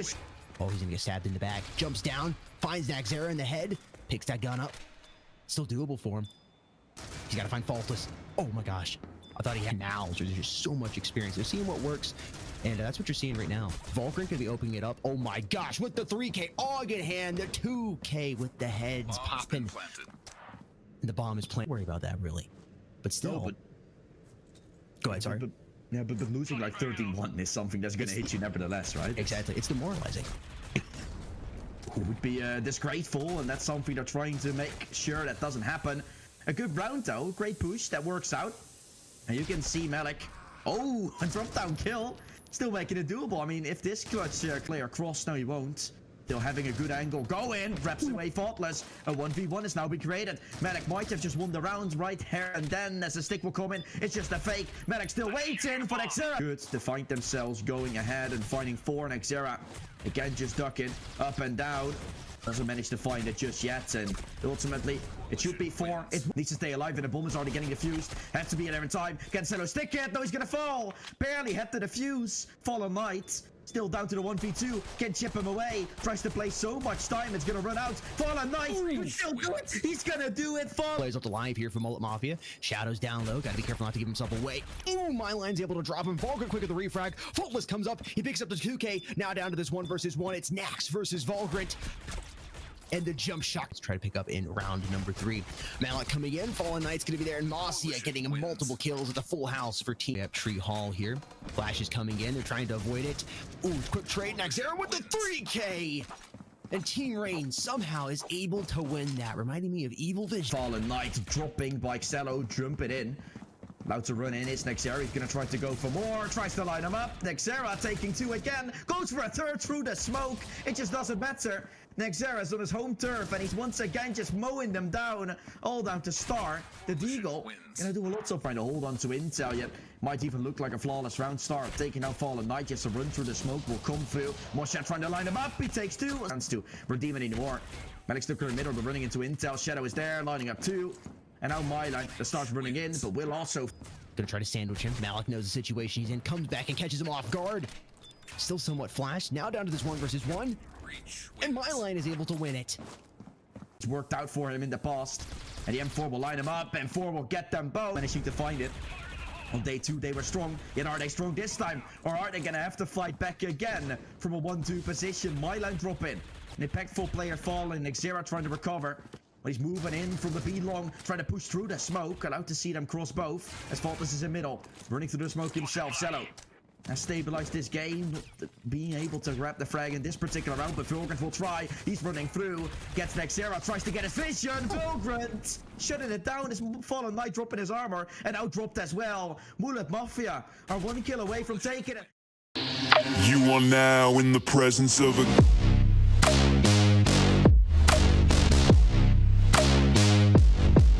King.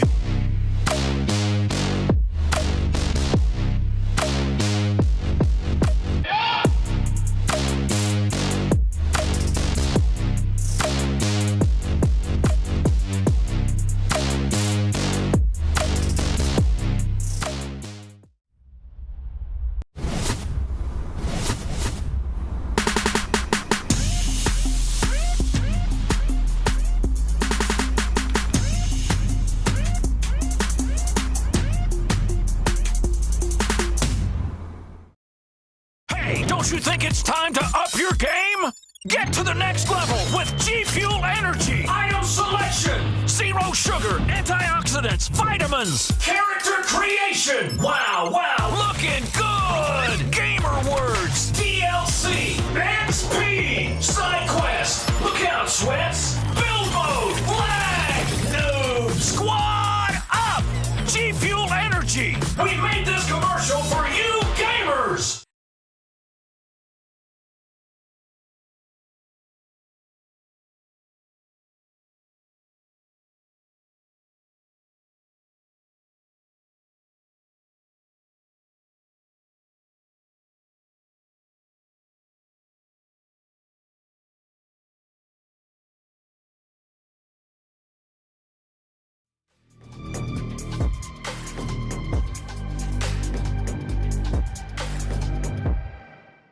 Yo, welcome back, everybody. We're back after that incredible, dare I say, phenomenal first map rate there. 13-11 exclusive, pulling it out, but Elevate doing an incredible job keeping it close despite all the disadvantages they had coming into that. We were talking off stream during the break that it's kind of a good map to get out of the way because of how complex it is. I mean, it's almost a tad bit difficult to cast because there's at one moment nothing's going on, they're just waiting, and then everybody pushes and so many things happen all at once. To get that map out of the way, it's a great map, I think, to warm up on, actually, now I'm thinking about it, because you had to get your mind so engaged.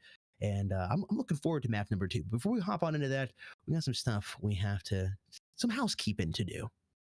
Exactly. I mean, the partner reads and all. It's gonna be interesting to talk about, of course, to get that good stuff out of the way. Of course, starting off with G Fuel, one of our beloved partners for a very long time here at the mobile esports, right? We choose to work with G Fuel because it's been an active supporter of the mobile esports community as a brand and has quality products that we do believe in. The benefits of the product are low calories, zero sugar, so you won't experience any crash. It's clean, natural energy and a variety of flavors with a lot of partners where they have partnered up with. You can already see them here, of course, the Hype Sauce. They've partnered up with Mortal Kombat, The Witcher, but also organizations like FaZe Clan as well. G Fuel helps you to get to play around or playing, streaming, and overall activities to keep yourself energized. Esports Mobile to get 20% off. And I myself have also got myself my G Fuel here next to me. Of course, I have bought some starter kits before, but also tried some flavors out. Also the flavor from the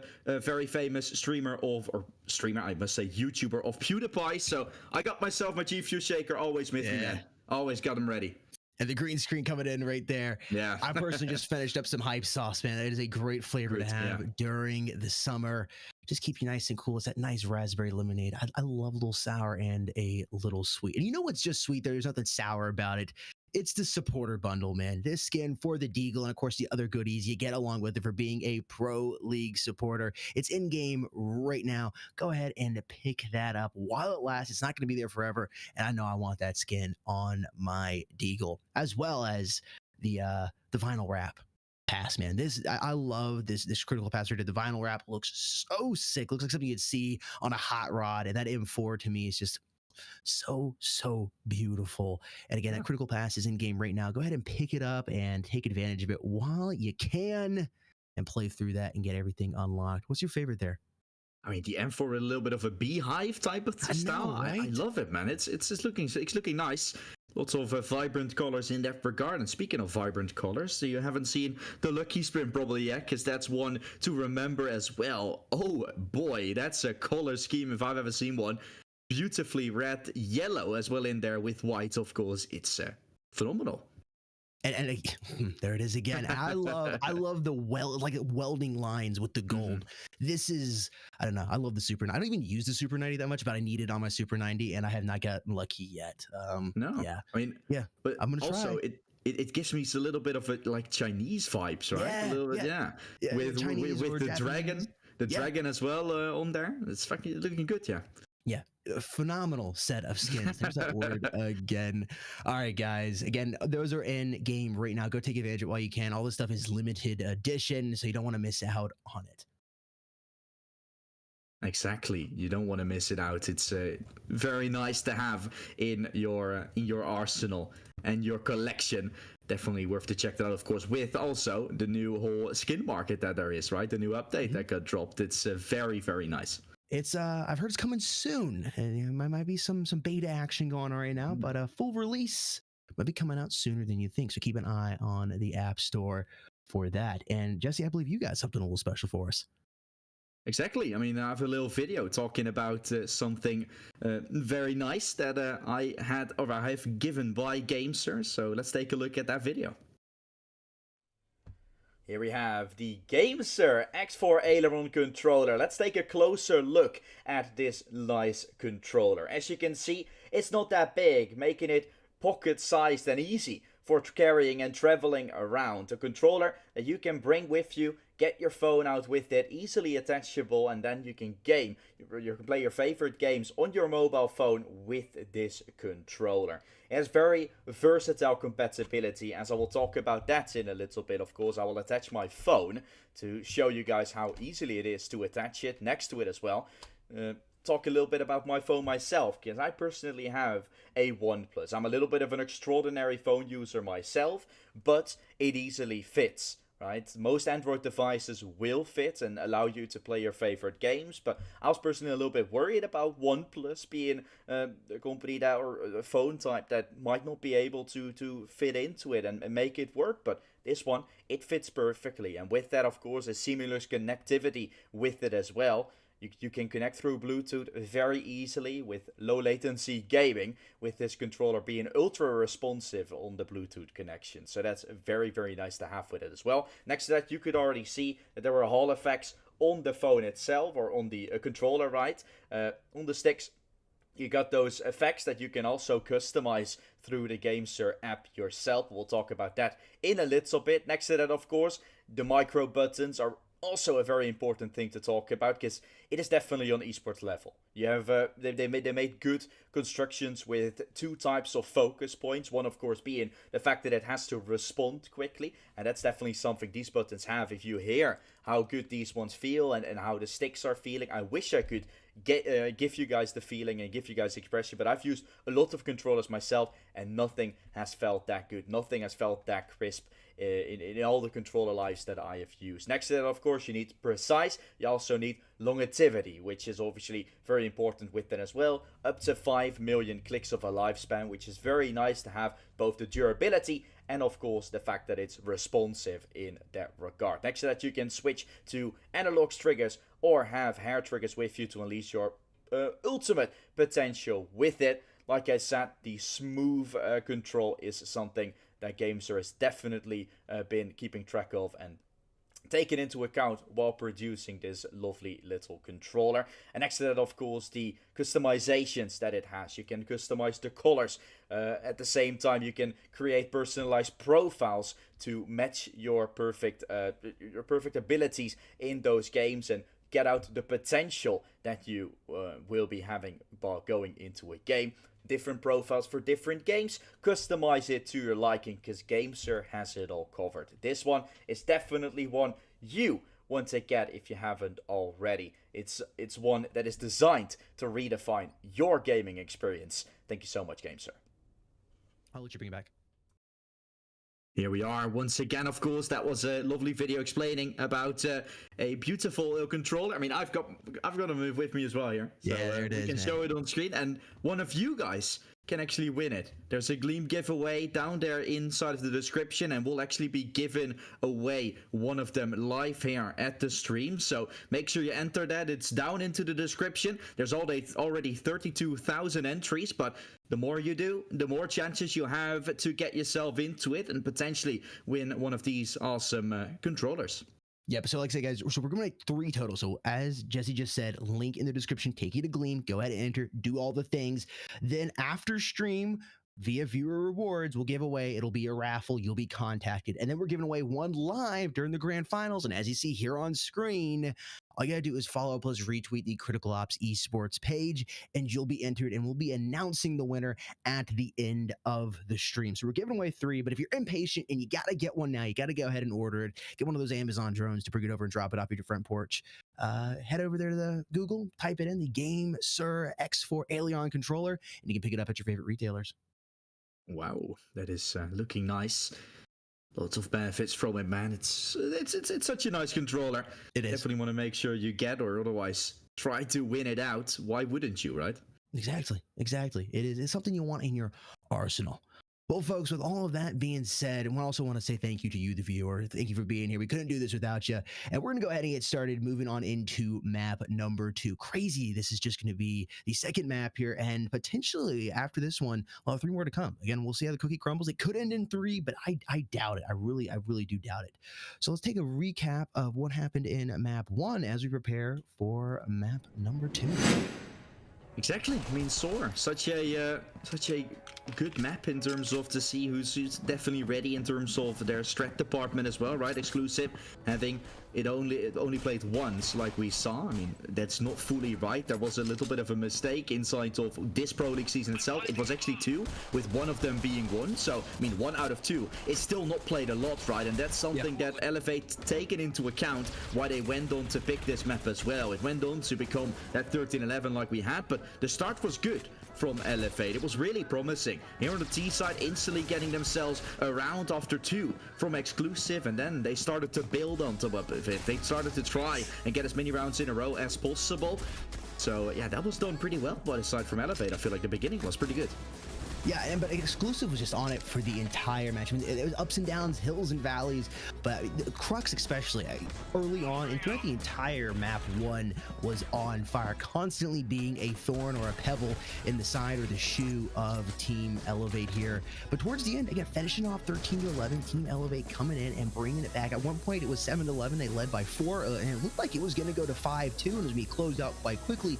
But Elevate was able to keep it close, and that's so important. We were predicting we're going into later rounds. We're going to get to that map number 5. It might not happen, but it's a pretty high odds chance it's going to get there. That can help for round balance, getting their server later on if we actually get there. So a small blunder potentially there by Exclusive, but they can still make up for it. It's only map number 1. Something that just stuck out to me with Team Elevate here, Stylers, is that at any moment it seemed like one of these players could turn up and they're in their 3K on the kill feed. No problem at all, despite ping and everything else. You blink and it's like, oh, there's Stylers with the 3K, or Mossy, or Eluse, or Ottawa. All these players can play, but on the same hand with Exclusive as well. And their team movement and coordination was great. Also early on controlling momentum. I'm just really overall impressed with both these teams. And we were talking, like I said, off stream, and as we came back in, this map, because we don't normally see it as the first map played. And I think because it's a more difficult map to play because of how complex it is and how much brain power it takes. And it's usually saved for the end of the series. Because you get this map, the first one, this is your warm-up. This is where you get the most brain power here, and you just saw so many amazing plays and executions from both these teams. Truly was a treat to watch. I'm going back to rewatch this later to get some tips when I play some later. Yeah, definitely. It's good to see. I mean, one thing, of course, you see Myline.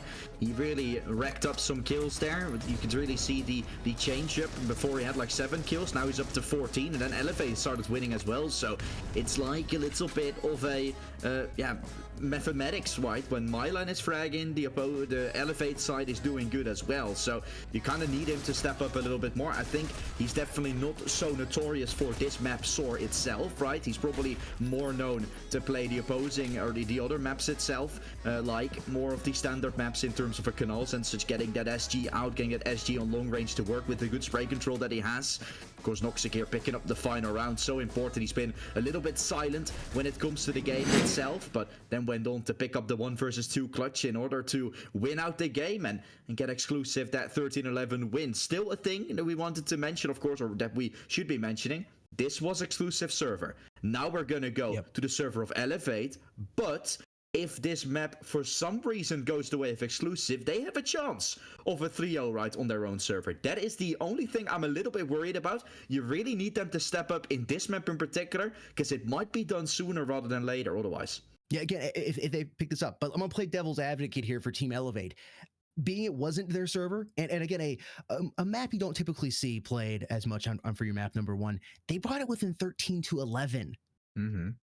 Again, you don't know exactly how it's going to translate once you get on your own servers, but you start thinking, you start drawing some potential dots out there, like, could you have a 13-5 in Elevate's favor? Are they that motivated? Are they that ready? Is exclusive ready for them? I'm just asking questions. I'm not saying that's how it's going to roll, but that's in the back of my mind coming into map number 2. So I think map number 2, again, is going to be very, very important, because if you're right, Jesse, and exclusive does step up here, surprise us and win, I think it can be closed out in 3. I do think it can be closed out in 3, especially going to a map like Port. But I don't know. It almost wouldn't surprise me if there's a little bit of a, dare I say, an upset or a surprising victory from Elevate coming into this with a nice little gap. We'll see. Definitely. I mean, the dots are pointing in that direction, right? It really is a close game, but it was well placed by the side from Elevate in terms of, okay, you're getting into a map that exclusive is not so familiar with themselves, haven't played so much, so you're going to be able to pull it away and get it over the line, or at least get as many rounds as possible, but you're still going to be there. And the Canals right now, a map that everyone knows and loves. You fumble a few rounds, you fumble a few clutches, and all of a sudden you're not in a driving seat, you're falling away, you're falling behind, and that is the only thing I'm a little bit concerned about for Elevate. The dots are pointing in the right direction for them, everything is looking nice for a long series, but this is still the point where exclusive could say, hey, we're here to play and we got ourselves covered, we got this way. Yeah, surprise, and really surprised your stream and upset the community voting right there, which again I think it was 72%, or is it 67%? 71. Yeah, 71. Okay, there, I know it was one of those numbers. 67 somewhere I saw. That's crazy for that. That'll be an upset there. There it is. Community votes popping. I'm just gonna get my my dyslexic self straight there. There it is. Oh, 70%. Okay, so maybe slightly tweaked. Yeah, I guess it's tweaked just a tad bit there. So that's a big percentage of you thinking that Elevate is here, and that was how it was in last week on Saturday when exclusive was playing. Not as much faith in them, and they surprised everybody, I think, to make it here to the grand finals and not have to play in the qualifier number 2. Yeah, everyone really thinking Mulip Mafia was going to do good, and exclusive saying, hell nah, we were able to pull that one through. A 2 wins, a 2-0 victory against Mulip Mafia. That was also a game we all thought was going to go all the way. A big clash between the EU Titans, but now the lineup as well from exclusive, and I think all the odds are looking somewhat in their favor. At GTA, you bring in Noxic, they're going to be, they were still having to kind of step up, right? They weren't the ones performing the best. You still had Nexera doing well, Adul and Crux had an insane game. Those 3 are, or those last 2 probably, Adul and Crux, are still relatively new in terms of that. You bring in the experience for GTA and Noxic on a map that's more familiar to them. That is Canals, that's been in the pool for so long. Who knows which direction this is gonna go, right? I'm just trying and find myself some combinations in terms of that, but you could also say that about the side from Elevate. Myline, not on his favorite map. Now we're gonna go to a more basic map and roll and get that W. Speaking of Elevate, I had the opportunity to sit down with a player from Team Elevate, Ottawa. We're gonna go ahead and hop into a quick interview that I was able to record with him. Here it is. All right, criticalops fans, got something special for you today. I am Sudden Death, of course, and I'm sitting with the one and only Ottawa from Team Elevate. How you doing, man? I'm doing good. How are you? I'm doing phenomenal. Enjoying, there's that word again. I'm enjoying these matches, and we're sitting down just before we hop into today. Of course, we've probably already seen 1 or maybe 2 take place, but what we want to go over is just some general game plan before the match. Matt, how you guys plan on adapting to your opponent, exclusive, being that they're somewhat of a newer team? Yeah, we've played against them before in the league and then also outside of Pro League. So we're just gonna go over gameplay that we played against them, and then see how we can fix our mistakes. And that's pretty much how we'll plan to play the finals. You know, it's gonna be a long 5. I think it'll go 5 maps because it's UNA. So I think it'll go down to the last map. So we gotta plan out how we can just basically beat them earlier. Mhm. You know, because also we don't want to go to 5 maps, but I feel like it might because of the servers, and they're obviously good on their server. We're good on ours. So beating someone on their server would like be a good advantage for us. So yeah, that's kind of our plan, to beat them on their server. Hope you finish out in 3, but be prepared for the most likely scenario goes all the way. Yeah, 3 is crazy, but Yeah, definitely. Especially with the server difference. So with that being said, you got to take the server difference into account. Of course, the players themselves. Are there any maps or a player or maybe a combo of players you're specifically worried about as a team? Not necessarily a map. We ban maps based on the teams we're playing. We see their strong maps and compare it to how we play on it, so we can get that out of the way. You know, like if we know we're not good on this map compared to them, we'll just instantly ban it, as it's a best of 5, so we can only ban 1 map tomorrow, and then other ones will be played. So yeah, maps not necessarily. Players, everyone knows how good Nexera is. We're not worried about him. If we keep that worry in the back of our heads, like, we're going to be playing scared. So we also have great players. That's why we're in the finals. So we're not worried about maps or a player necessarily. I love the attitude. Cool, calm, and confident. So I always like this. I always ask this question to whoever I'm casting with. What side do you want to start on? Is there a specific side you guys prefer, which are favorable on? I always like to start on the breach. That's just how I am. But what do you guys think? I know it's sometimes map dependent and stuff, but yeah, of course it is map dependent. Depends on, like, there's heavily CT sided maps, like grounded CT side is much more heavily favored. So we have to take that into account with round balance, because round balance will matter if it does go to 5 maps. We obviously, if it does go to 5 maps, we want it to be our server. So it depends on the map, really. I think we would want to start on the side that we can get the most rounds on, like grounded for, say, CT, and then raid. Many people say it's T-sided. We think it's T-sided because of all the utility and stuff, like the control you can get. So raid's a T-sided map.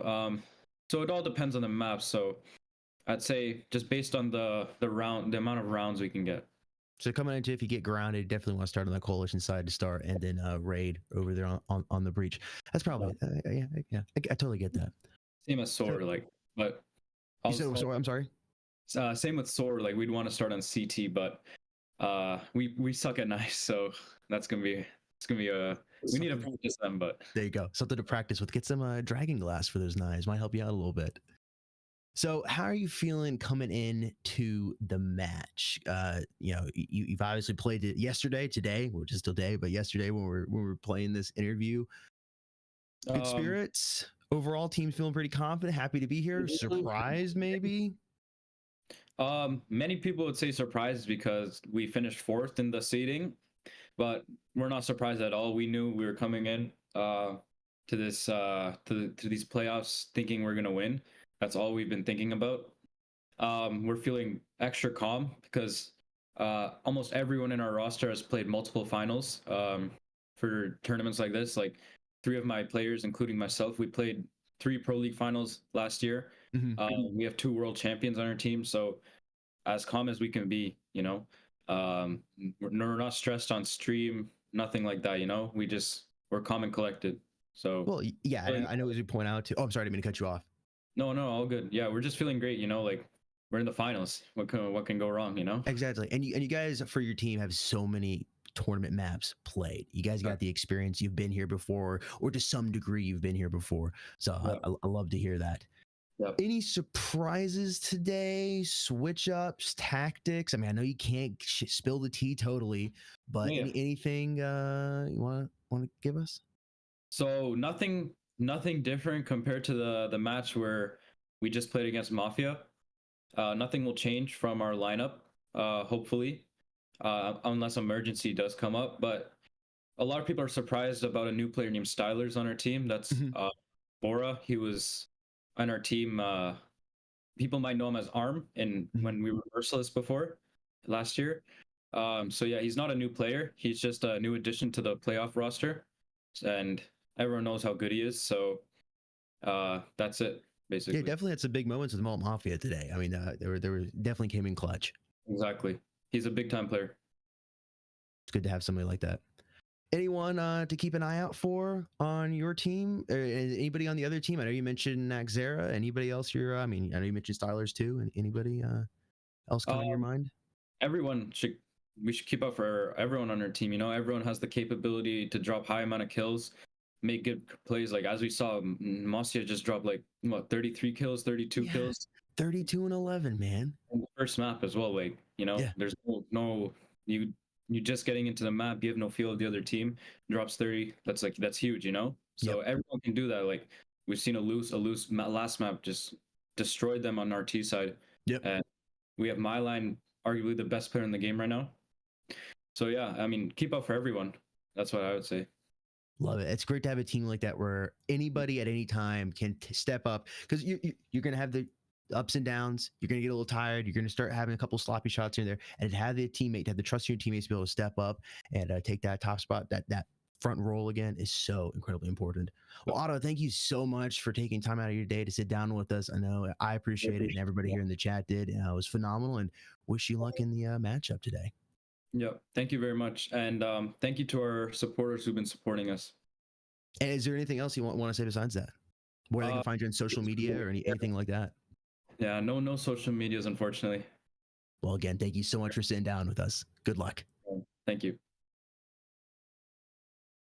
Welcome back, everybody. Thanks again to Ottawa for sitting down with me for that interview, and good luck again later in these coming matches. So, folks, I know we've been doing the yapping. We're getting everybody ready right now. They're taking their time. They're getting their devices charged, the G Fuel shakers filled and chilled. We're almost ready to top of the knife. But before we do so, we're going to talk a little bit more about the upcoming map, which is going to be on Canals.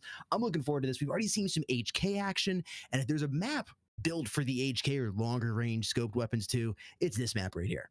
Yeah, it's looking good. And for both teams, I mean, they've played it a lot in this Pro League season, right? Both teams have played it 4 times, whereas the map statistics have not been in the favor from Elevate. They've lost 3 out of their 4 times they've played, whereas Exclusive has won 3 out of their 4. So that's looking pretty good. The only map that Elevate, or the only game that Elevate won on Canals, was actually against Exclusive. So that kind of reverts it around a little bit. The statistics getting really crazy there, but yeah, they've definitely gotten their number wrong on this map of Canals, but it's definitely due to Exclusive seeing, hey, this team has not been playing so good on the map of Canals in the past. We think that we can get that upset, and now they're playing with a different team, with a better team in terms of Sadok and Lucid getting themselves taken away. The more higher players in terms of the statistics, GTA Noxic bringing in. I'm super excited for this second map.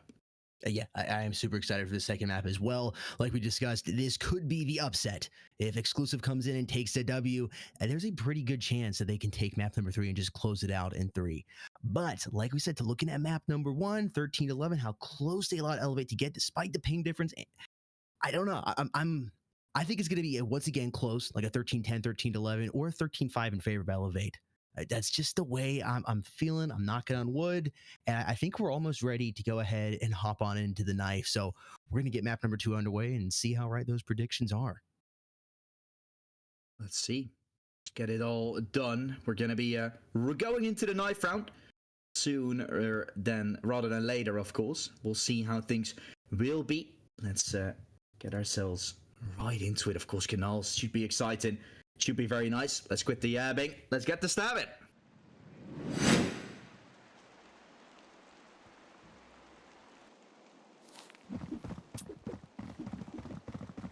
And they're off. Yep. Choosing what side you want to start on. Ottawa told us coalition side on this map. A little bit coalition sided that he likes to. Exclusive will win the knife round though, so they get to choose where to start on. Let's see though. It's their opposing map, or it's their map pick, opposing server. Let's see what they will choose, because starting on that breach side might not be so bad of an idea, right? Getting the other side out of the way. No, they're gonna go for CT. Okay. Want to start off quickly, want to get their round battles in, because they need to find a lot, Jake. They have lost that game, or they won the game 13-11, so they need to somewhat match that. It needs to be a close game for them. It does. Just want to shout out to the chat. Appreciate you all being here. Again, couldn't do this without you all. And we are just about to dive on in. I think we get the final reset just about to take place. Now it's time. What we're all here to see. Some of us here to see it, some of us here to see it and talk about it. And we're off. Yeah. We're also part of the chat, but then we're also talking in stream with it. We're also getting the casting going. Let's see how Exclusive will do, right? Lots of people originally thought Elevate had what it takes, but apparently Exclusive is here to fight, to brawl, and they will stack the correct side in A. 4 players there, ready and waiting. It's Exclusive will look to walk their way in, or Elevate rather, fighting against them. It's a brawl that's been taken. Ottawa might be able to find himself a trade. All of them are known. Nexera coming in as a 5th to try and hold his line. Multiple players ready and popping. They're loose. Great headshot on Noxic, making it work. Boom goes down. Retake still up in the air. Nexera with another dink. All players are low. A few body shots and you might be dealing with them. But Elevate's having a second lifeline in Mosha, who fights in his life out. That's a round for Elevate, if I've ever seen one. What a beautiful push. It was a good stack initially. Still, Exclusive stand no chance. And here it is. Once again, this is I know we said it several times, but this is Elevate server. And it's starting off strong already here on the map of Canals. An interesting decision here now for everybody to go with a full set of primaries. 3 AKs have been bought, and then we got a Deagle and an XD right there for Masia and Myline respectively. Having a little extra cash to work with in case they do lose this one. A couple kills already coming down. Crux is in there, finding Masia. And they're now working their way around here towards this A site. 4 players up right now for Team Elevate, who will loose. Doubles up. Speaking of 2Ks there's the Nexera grabbing a quick little snack. Myline gonna finish it off though, and Elevate is up 2-0. Yeah, good start. You wanted to get things going if you are Exclusive coming out. We'll have to figure it all out with the fact that they're on that coalition site now. Now things will start to have to happen against the AKs with the ARCs. Better weapons for Exclusive, more of the premium weapons. You have to see what they can bring. GTA gonna wait on mid. Rest of them all stacking 2-1-2 again. It was alongside Crux. Beautiful double. This man is so good so far. It's really his day of criticalops. Constantly allowed to find success, and there goes Noxic out with a swing. These players are so phenomenal. And a 5-on-2. The grip of Exclusive. Really affected. Stylers together with Ottawa, they'll have to clean up the remaining pieces, but the A side is looking good to be holding. A duel will strike him down. It looks for a second. Ottawa chasing him though, making it somewhat more of a chance. He's down to the 1 versus 4. Definitely not going to be his round by the looks of things. Has given away his position. He doesn't realize there's somebody coming from T-Bridge right now. He just gets around the corner before he get an angle on him. I think he realizes he's pinched. He's sandwiched. They're coming in. 45 seconds here, and Crux is going to be the one to finish him off. Exclusive putting the first point here on the board as we move into round number 4. We're getting to the point with the economy. You might see that sniper pulled out. You might see a Scar or an HK. Yeah, we've seen it before. Might see it again. Crux is going to go for the SG instead. Let's pick that one up. And the weapons from Elevate are still not good, so this could be the beginning of an Exclusive barrage. A few rounds here and there that could be taken. Could be very good looking. Entry found. That was your Peter 50 in the hands of who's been taken away. Nexera ambitious fight there. Noxic coming out of the mid side looking for a double. Oh, what a beautiful kill that was from Noxic. Lines up 2 with it as well. GTA holding the line and nothing to be done from Elevate. You might invest a slight bit. You're getting away with nothing.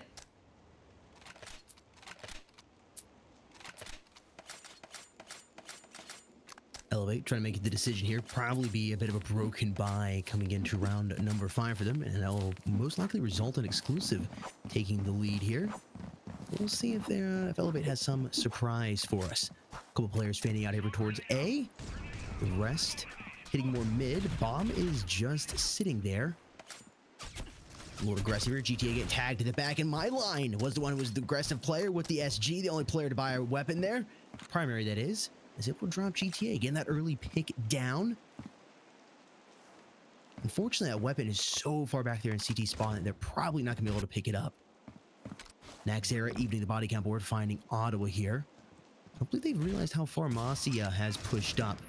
They coordinate this right. They might be able to catch these players off guard on top of A. Masia's out here, doesn't realize they've moved around, and he's going to get shot there by Noxic. Can see that bomb now rotating back over towards A. There's only one player defending it. They're going to figure this out pretty quick on the exclusive side, though. Stylers drops Noxic. I wish I had seen that with the Deagle. A duel, though, is going to put down a loose, and Stylers is the last player alive. The Deagle, half health, and no armor to work with. He's in that 2-round territory. There's rounds flying all over the place, and a duel is going to be the one to finally put him down. And there it is, exclusive winning round number 5. They're up by 1 here. A promising beginning with that SG out from Aileron, one of the most notorious players to have that weapon and to play with it.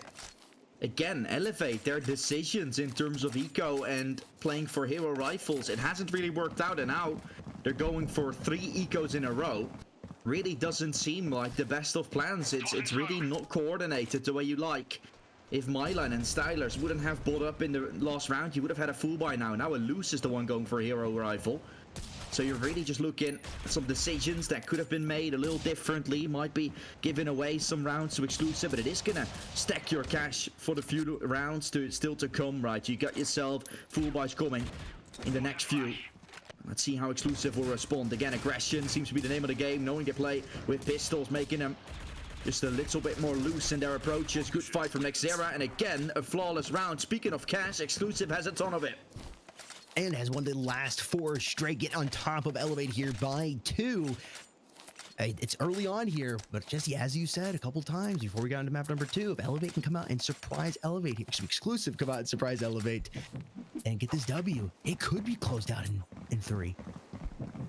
Still, tons of time left though. We're early on. And we're underway. Sticking with the tried and trues, no HKs yet. There's GTA already finding 2 players off the hop here. Stylers is going to put him down before he can do more damage to his team. Fighting right now for that mid control. Now, it's all up to Stylers. As the rest of his team has been reset back to spawn, Bomb is just right down outside of his spawn.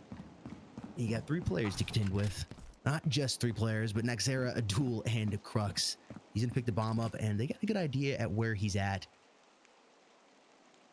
You got time to move around towards A. You risk, of course, getting spotted out moving across mid. The boat. But it might be the move. Big shoes to fill, Jake. That's all we're looking at. Stylers. If you could make this clutch, it's definitely making a whole lot of sense. But so far, Amsterdam, where Canals is located, dominated by an exclusive. So far, so good. Jump spot from Crux could come out, or he's just gonna swing, or he's just gonna swing. Crux, man, 7 in 2 again. Leading numbers. So much cash for exclusive, and so far, so good. This is still the coalition side of things. We're speaking about how important it is to get as many rounds on the coalition side as possible. Also, with the ping difference, it's right. This is the NA servers that we're currently playing on. Exclusive. If they're on that coalition side with the higher ping, peeking is usually a whole lot easier when you have high ping. And that's where the breach side comes into play. Aggressive playstyle that could be played. They're going for a lot of peaks now on the coalition side, which works, but then your whole plan is to peak.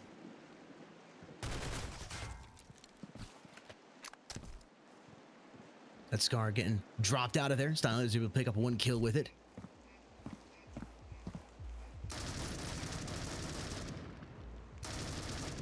Working their way up right now. Can the bomb drop back there inside of spawn as they're playing for picks and moving around? But, you know, if you'd had it over there on the A side, you could just play it right now. Get the extra cash and, of course, switch the rolls up and have everybody come towards you. It's always a risk leaving it back there. Of course, you could always have it dropped in an awkward spot and not be able to pick it up.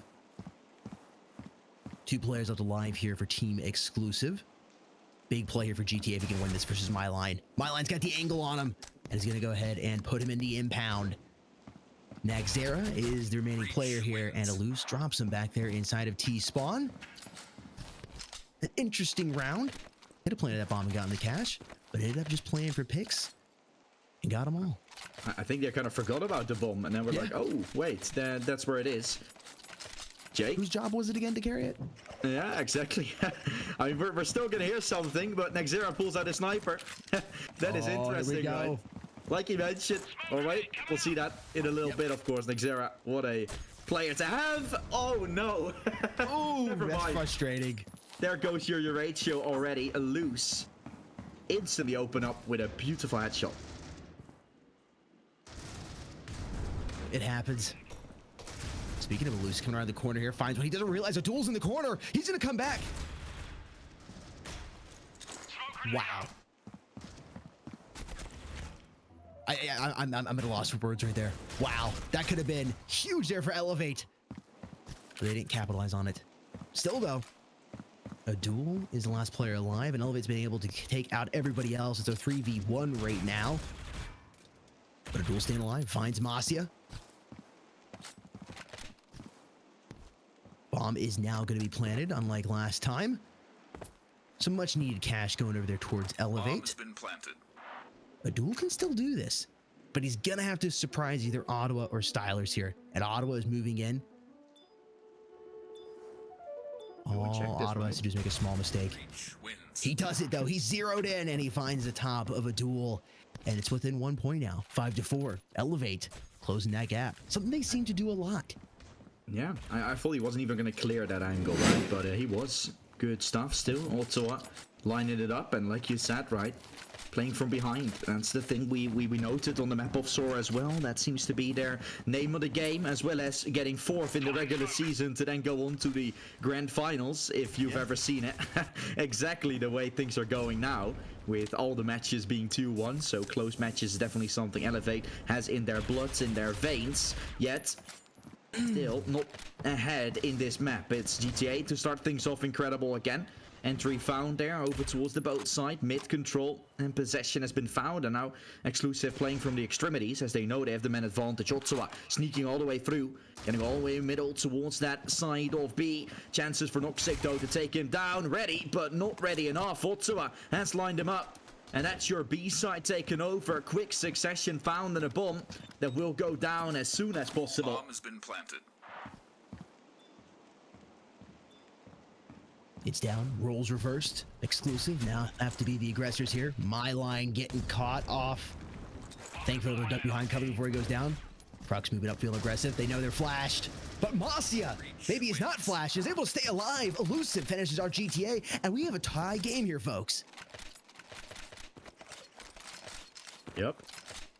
Game all tied, 5-5. And soon Elevate. That should be in the lead here. I gotta say, themselves looking very good, and with the momentum and all, that's a big key factor to it as well. Exclusive had so much cash, yet now it's stripped down to barely anything, right? You're even down to a Deagle with Crux. Something unimaginable if you saw it at some point being 5-2 and so much cash in the pockets. Going aggressive seems to be the name of the game. Nexera finding one, traded instantly. While mid is also getting squeezed. They've taken control over main. Crux careful though. He's on the right side. Mylan is waiting. Pops the tire and the hat is found. Laying on the ground. It's all down to Nexera and Noxic. Both players that should be hitting the neck soon. There goes Noxic already. Nexera on CT spawn with the ARG out. Might see them cross towards that B side. He won't as he gets a bullet to his face. It's Mylan to clean it up again. Such a good player when you're looking at these more standard maps. That's when we're seeing Mylan shine, and it's 6-5 Elevate. 4-round-1 in a row, just like Exclusive. We're 1 round away from the flip here. Best case scenario for Exclusive, they go untied. GTA's decided to pull out the scope AR for himself. It's the Scar, working Sniper's Nest.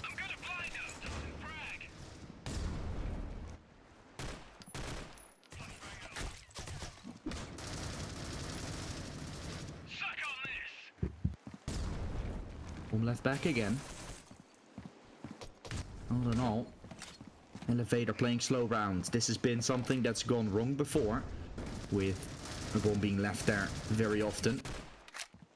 openings still to be made, of course. Even a Scar pulled out from GTA here, who's going to be falling away. Great shot from Milan again, mid-possession, almost every round. And it's really helping Elevate accelerate. Helping them get across. Find the thrown in towards the B side as well. There goes Noxic.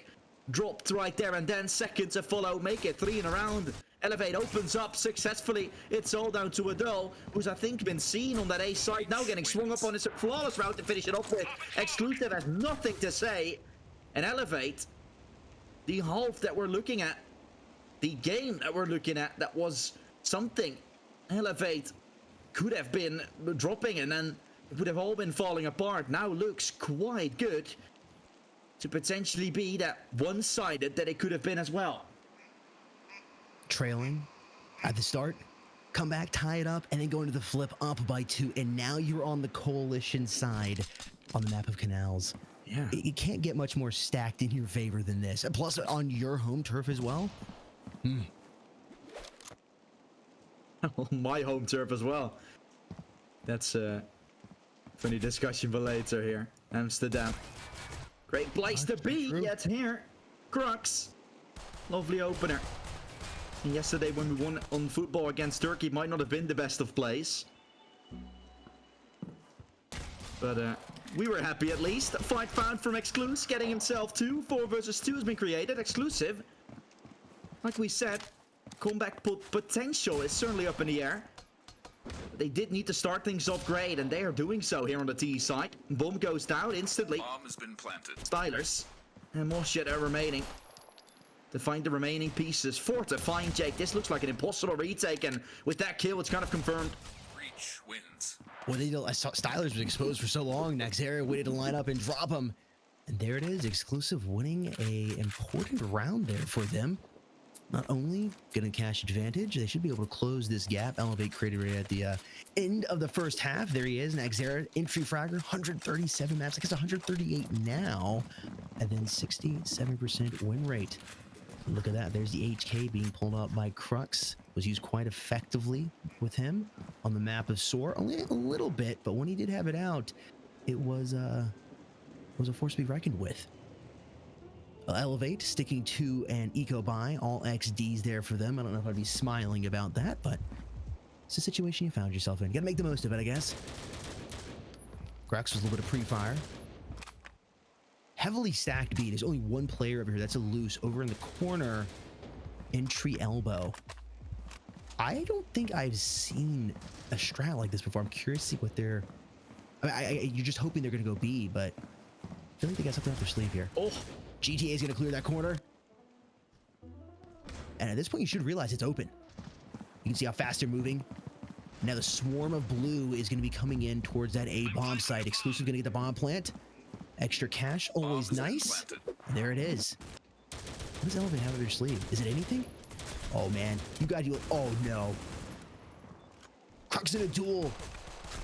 The combo back there by T-Bridge. Preventing that flank from happening. And there we go, we're tied up. I gotta say, Crux has found a new meta, man. Pick out that HK every time. I gotta say, I love it. This sounds so nice. He's popping everyone with it as well, right? Why not use it more often if it suits you like this? Usually seeing, right, in different games as well, the DMRs, like they're called, right? Very nice, but HK has some feeling to it now as well. If you find yourself your headshot very quickly, it's very usable. And he's doing so lots of times. It's definitely a suitable weapon if he's in his hands, and he's been playing so good at the moment. Again, Elevate. How will they adapt to it? This is the first full buy rounds, right? The lesser premium weapons against the Arcs, and one M4 still in Ottawa's hands. This is where Elevate should start to shine and take their lead back. Otherwise, they gotta fight back from the back foot, but we've already seen them being capable of doing so. Not too many rounds to spare anymore, though. Mosha waiting in the corner, ready to run their way in. They're going from main and from the long side. Here comes a fight. Ottawa fallen. The M4 taken away. Still someone to clear. Mosha gets just a 1-for-1, and it keeps the advantage in favor of Elevate, or Exclusive rather. Bomb plant will be achieved. It's a retake that's required. My line, it's gonna have to step up now from long. Gonna try to swing on top of Noxic. Will be able to do so. Now they know where he is though. Easily should be able to strip him down. Up close, Adul has been playing this ducking game multiple times. Now has just a headshot to be lined up. Gets himself a kill. Crux will help though, and it's again the HK that's MVP. There it is, Exclusive back in the lead. It's almost like Elevate wants it. They just need to be playing from behind in order to close it out. We got to go up by 2 or 3 points, and then we'll start playing again. I think they've requested a pause coming in. Maybe not. I think it is a tactical pause. There it is. Okay, yeah. I was just, nobody was buying anything. I was getting the vibe that it was time for that. A little tactical pause, trying to figure out how they want to do this here on the Coalition side. Exclusive seems to be really liking the breach here on Canals. Cool, confident, ping's not bothering them, and they're all over Elevate right now. Yeah, it's a good moment, right, to call in a tactical pause, because it can be going wrong very fast now. You've already lost yourself a full buy round, which was very likely for you to pick up with the more premium rifles. Now you're picking up M4s, which are more than capable, of course, of striking back, but you really need to find yourself a way across the SGs that are also in the hands from Exclusive, right? Those weapons are good if they're used in good hands, and definitely Exclusive does have those hands to use. And, you know, I'm looking with a little bit of a smile on my face so far, the way Exclusive has played, right? A pretty good way they've approached this Canals, but also my smile changes when I'm seeing that it's an advantageous position here for Exclusive with 5 more. This game could only last 3 maps, right? That is still the thing we're looking at. Yes. Exclusive wins it. Our own servers to finish it all off and get Pro League Season 4 done. It could be done very fast all of a sudden. Realization kicks in. Elevate have a lot to fight back to, though. And GTA and Nexera are the first to open it up here, making a 2-round lead seem even more plausible now. Ottawa and Masia right over here by a bomb site. Everybody's still up inside of Exclusive. GTA wounded, but still going to be able to cause a little bit of chaos as he's plowing down here through T-Bridge. Adul is your bomb carrier. And still just trying to play for kills. GTA, low HP, still able to drop my line. Ottawa trying here, puts Crux down. And Mossy making some noise towards Tree Elbow. At this point, you know exactly where they're at. You can make your way over towards the B site and leave a couple teammates over here to clean up Mossy. Either way, this round is in the bag for Team Exclusive. Round number 16 is going for them. It's going to be 9-7. Bomb has been planted. Trying to step up, but honestly, Exclusive is going to be leading by 2 again. This team side is looking so good. They were 7-5 down, and now it's 7-9.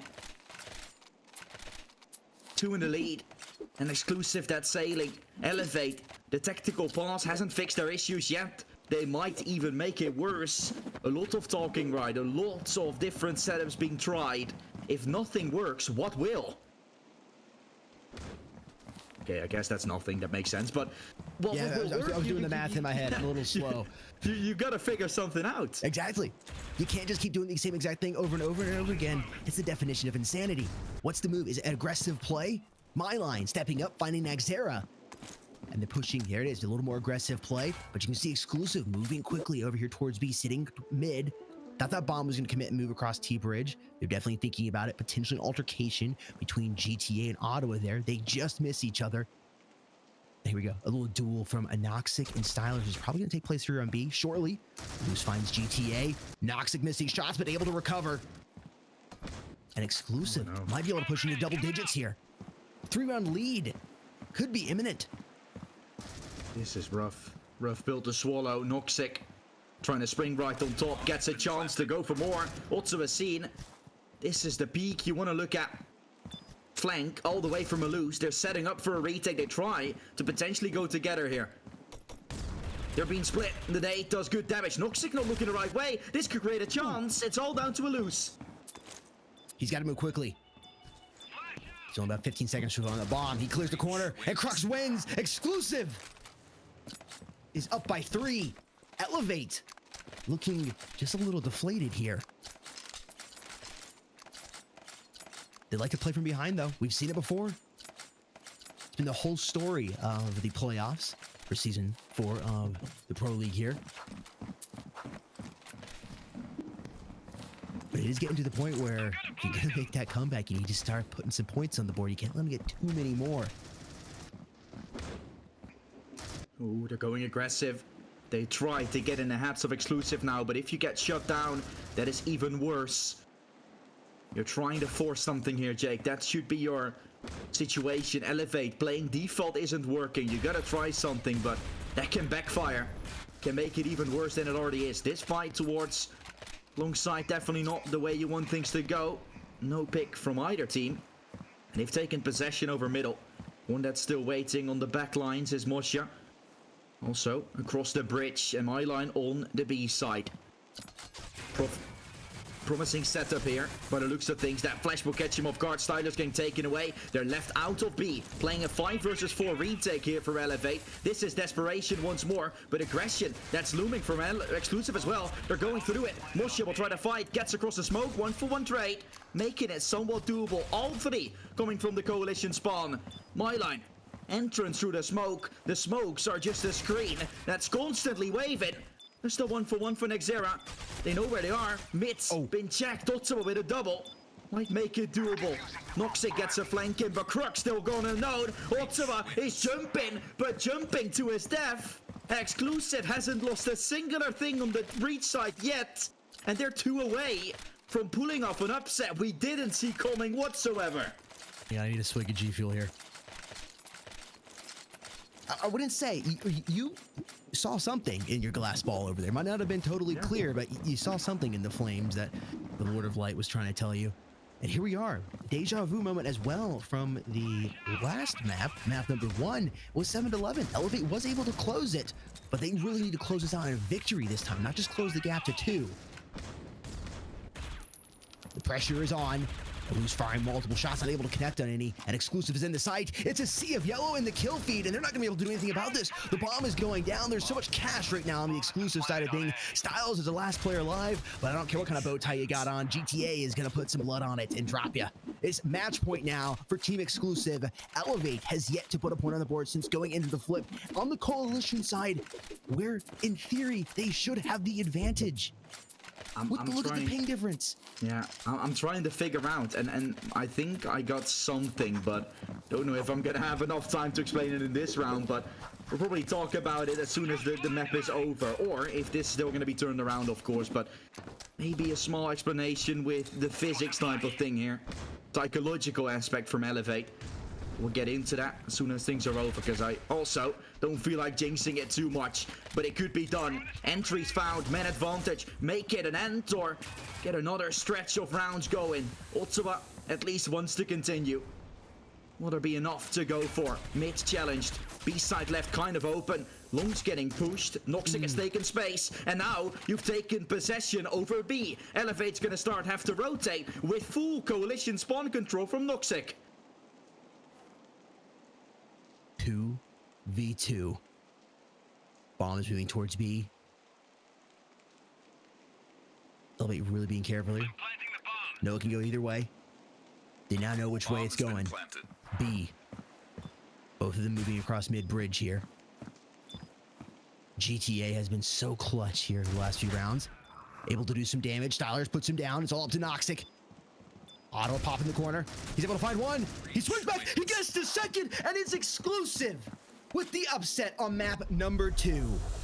Not a singular coalition round for Elevate. It's 8 straight from exclusive. And we can talk a whole lot about how ping works, how the advantage of the ping should be favored on the breach side. Not getting a singular round on that coalition side is unacceptable for Elevate. They're gonna be kicking themselves big time. And like I said as well, like the psychological part, you're winning yourself on that breach side. You're getting into the coalition side. In your head, you're already going to that next map. You're already thinking you have done enough. Then you lose the pistol, you lose the follow-up, you lose the third. You're like, oh wait, but we can still lose this. But you're in that slur, you're constantly falling away, and you're not able to get back from it. Elevate have thought too far ahead. They had to focus on this map to finish it off, and not think about those future maps already. It's this map where you're on right now, and if you're thinking too far ahead, you're losing out like we just saw. I'm at a loss for words, which doesn't normally happen. I'm lying. I'm not at a loss for words. I'm doing some math in my head how this could potentially play out. I mean, we still can go to map. At this point, map number 5 is just evaporating. I could see a 4 potentially, but how do you lose that elevate? Again, we can talk about the ping and ways that certain things work, and of course having the breach, but you had so many things in your favor there, and hurt an exclusive coming in and bringing back some of the round downs in their favor that they could have gotten in map number 1. They went ahead and regained here in map 2. Again, as I said coming into this, you can't count exclusive out. I saw that with the community votes last Saturday when they played their first qualifier match, and a lot of people have counted them out, and they're once again proving them wrong. It's not over yet. No. I mean, but we'll see how this goes. Yeah, Canals themselves, right? It's if we're looking at the statistics alone, it makes sense, right? You've played it 4 times in LF8. You've only won it against exclusive, but exclusive since then lost. They've bounced back. They've played well. They're coming in with a new lineup. GTA, top of the scoreboard. Noxic is a very good addition. We're looking back at that Violent GG era. You're looking at a Noxic that just his vibe, I think, in general, is what the team needs, like exclusive, to get that fragging potential in. Giving that vibe over to a Nexera who's IGLing. Also, second player in the killing department coming in. Exclusive has all the pieces required for a good lineup, and then upsets like this can come through. We've still got Porto, and we'll see how that one is gonna go. Not before we're heading into a short break, I believe. But for now, first, we're seeing the viewer awards, of course, being open again. Make sure you confirm those. Now it is mobileesports.org/app/pro league. You can confirm it. Get that next button in where everyone is always cheering for in the chat. Get those rewards that are yours. But that means that first map, of course, has been done. We're going to set ourselves up for port. We'll see how things are going to be with that, because this could be over in no time now. There's only one way to find out. Let's send us to a short break, and I will be back for port.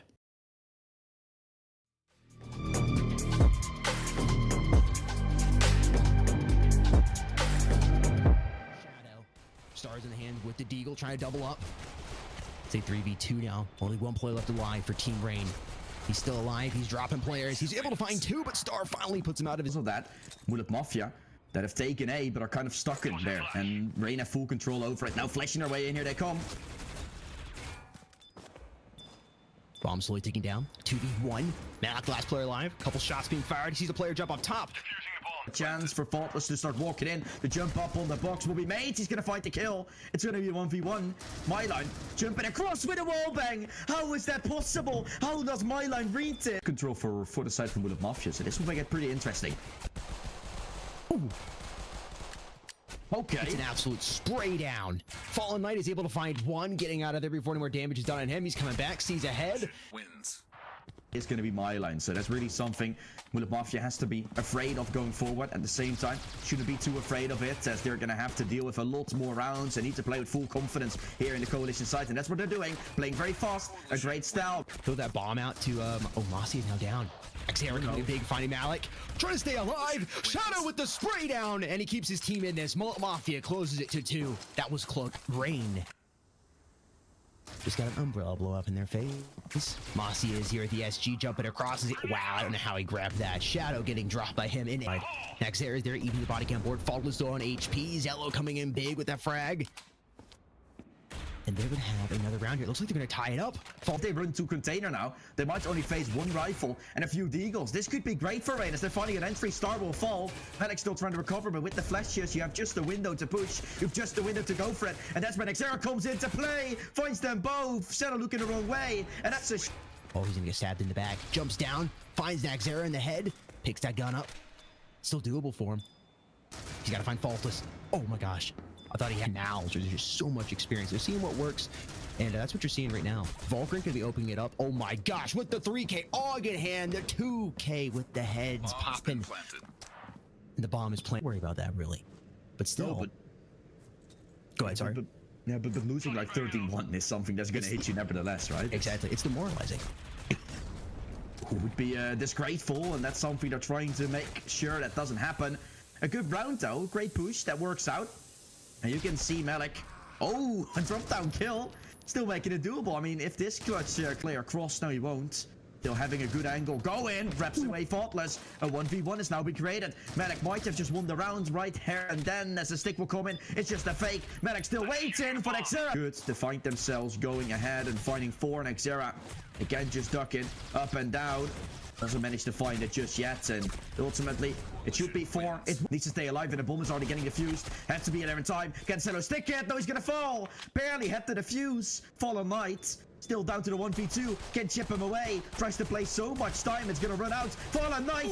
Still do it. He's gonna do it. Players up to live here for Mullet Mafia. Shadows down low. Gotta be careful not to give himself away. Ooh, my line's able to drop him. Vulgrin quick at the refrag. Faultless comes up. He picks up the 2K. Now down to this 1 versus 1. It's Nax versus Vulgrin.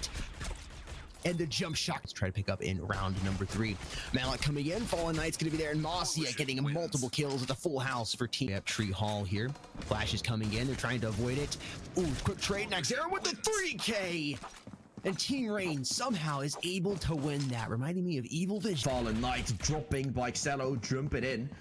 About to run in. It's Nexera. He's going to try to go for more. Tries to line him up. Nexera taking 2 again. Goes for a 3rd through the smoke. It just doesn't matter. Nexera's on his home turf, and he's once again just mowing them down. All down to Star. The Deagle gonna do a lot so trying to hold on to intel, yet might even look like a flawless round. Star taking out Fallen Knight. Just a run through the smoke will come through. Moshe trying to line him up. He takes 2. Wants to redeem it anymore.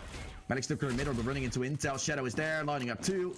And now Myline starts running in, but will also gonna try to sandwich him. Malik knows the situation he's in, comes back and catches him off guard. Still somewhat flashed. Now down to this 1 versus 1. And Myline is able to win it. It's worked out for him in the past. And the M4 will line him up, and 4 will get them both. Managing to find it. On day 2, they were strong. Yet are they strong this time? Or are they gonna have to fight back again from a 1-2 position? Myline drop in. An impactful player falling. Nexera trying to recover. But he's moving in from the B-long, trying to push through the smoke. Allowed to see them cross both. As Faultless is in middle. Running through the smoke himself. Xello has stabilized this game, being able to grab the frag in this particular round, but Vulgrant will try. He's running through, gets Nexera, tries to get his vision. Vulgrant shutting it down. His Fallen Knight dropping his armor, and out dropped as well. Mullet Mafia are 1 kill away from taking it, and they will. It's going to be tough to find this retake though from Mullet Mafia, as they're definitely not the ones to be in the advantage. They need kills now. The kill feed needs to turn blue any second, otherwise not going to be possible. And Xello is now all that left. It's a full yellow, and it's around, and then the Mafia by the looks of it. Shadow tries to light up the first. She hasn't been able to do so. Malik opens up. Very great to find it through the smoke. The flank comes in. Star and Shadow both lining up a few pieces, and this could be the first round they're very loose, as Moshe still trying to stabilize. Shadow can hold down to the A side. Shadow comes in from behind, lines them up both. Shadow finds them. All these flashes is hard to hold. That's why it's considered a breach side of map, and that's what you're seeing. The spray down still made, trying to find it. Being taken away, they are falling. And being a wraparound from Coalition spawn will already come in. Maybe Shadow can find him. Crossing into the corner. Myline getting dropped. And now Faultless against the world. He has to fight this 1v2.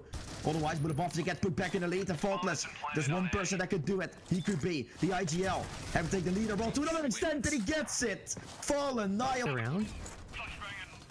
Utility coming in. Fallen Knight gonna get full flash and will probably be dropped here by Star. He'll pick up that SG on the ground. Teammate coming to reinforce. Gotta be careful here. Shadow coming outside of ramp. Able to find 1. Kills being traded back and forth. Now down to 1v1. And Mosia with a difficult time with these 2 players. Needs to try to isolate them. They're not gonna make it easy for him. Oh, he's able to do so. He swing around to corner and start to fight the first. They're running up the ramp. But Xello is holding. Now they know where Nexera is. Nexera gonna be taken down. Xello. Team Rain just maybe try to pick players off coming outside of the bomb site maybe. Getting a little aggressive. Fallen Knight's gonna find Star. Ooh, but Shadow just feeding right there on both those players. Finds the 3rd. Vulgrant cleaned up Mosia. And now Myline is left. Able to find 1. Withering down here on their side. Those players are all gonna be gone. No weapons will be carried over if they're not careful. Mosia. Mosia v Vulgrant. You got time, Mosia. Dipping it. Teasing it. He has time, he knows it.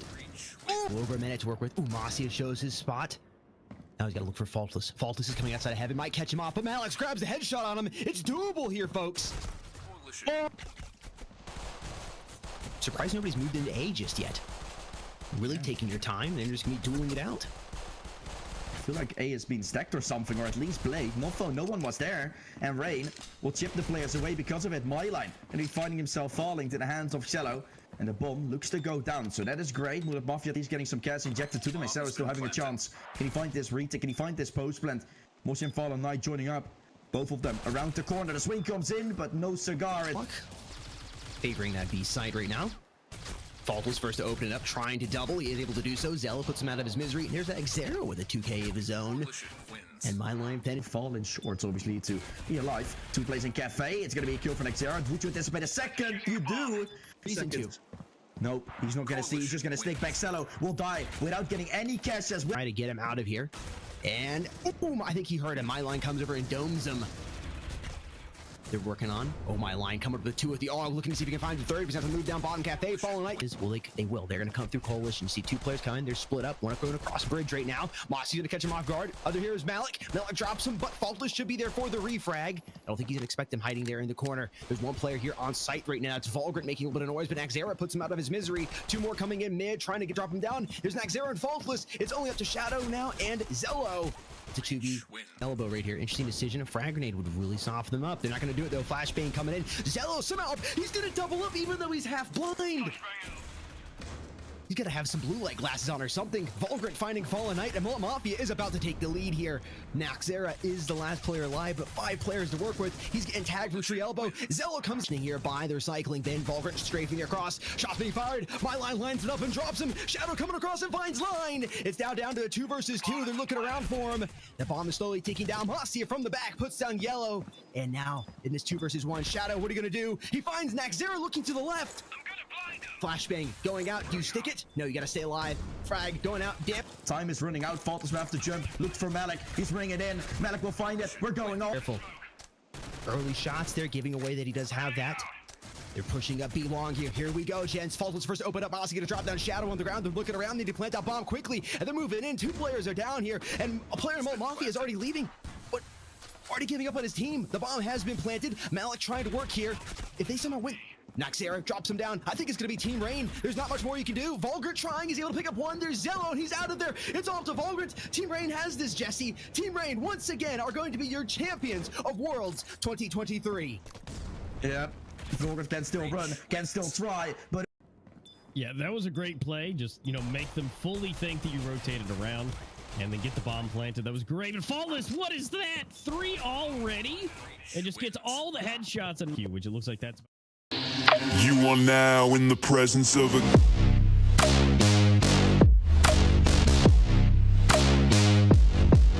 king.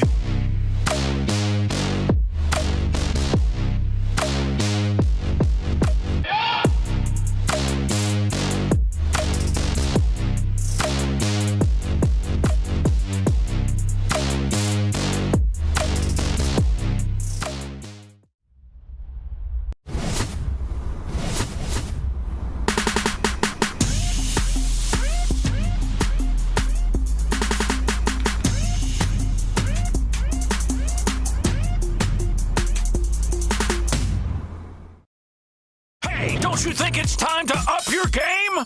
Get to the next level with G Fuel Energy. Item selection, 0 sugar, antioxidants, vitamins, character creation. Wow, looking good. Gamer words, DLC, XP, side quest. Look out, sweats. Build mode, lag, noob, squad up. G Fuel Energy. We made this commercial for you gamers.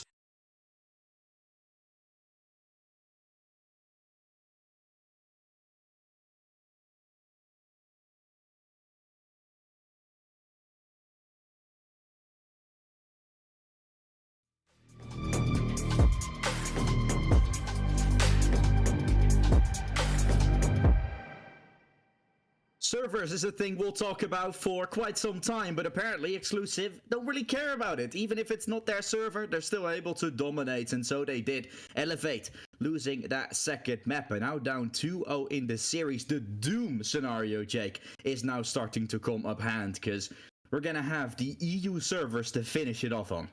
A Doom scenario, if you're an Elevate player or fan, if you're exclusive, you have to be smiling ear to ear. And again, there's many things that could go into that map number 2 victory, and I haven't talked to them yet, but there's got to be some G Fuel involved here. They had to have used code Esports Mobile earlier this week, gotten their new shipment in, and it's helping them. It's giving them the energy they need to get on top of Elevate, not only on their servers in map number 1, but Elevate servers on map number 2, totally shutting them out on the second half.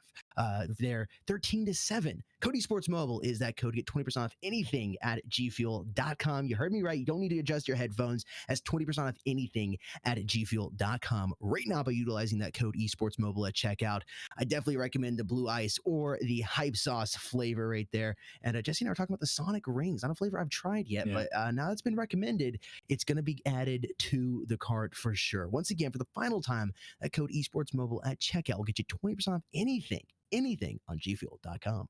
Yeah, the peach rings, the one from PewDiePie with like the red berries, those are definitely ones I recommend getting if you are interested in it. And with the code, of course, a lovely discount. Now, of course, the eSport bundle that you can get, the promotion for the esports, of course, you can get this lovely Deagle skin with the credits and the cases, of course, in the game. Very nice to check that one out and get it into your arsenal.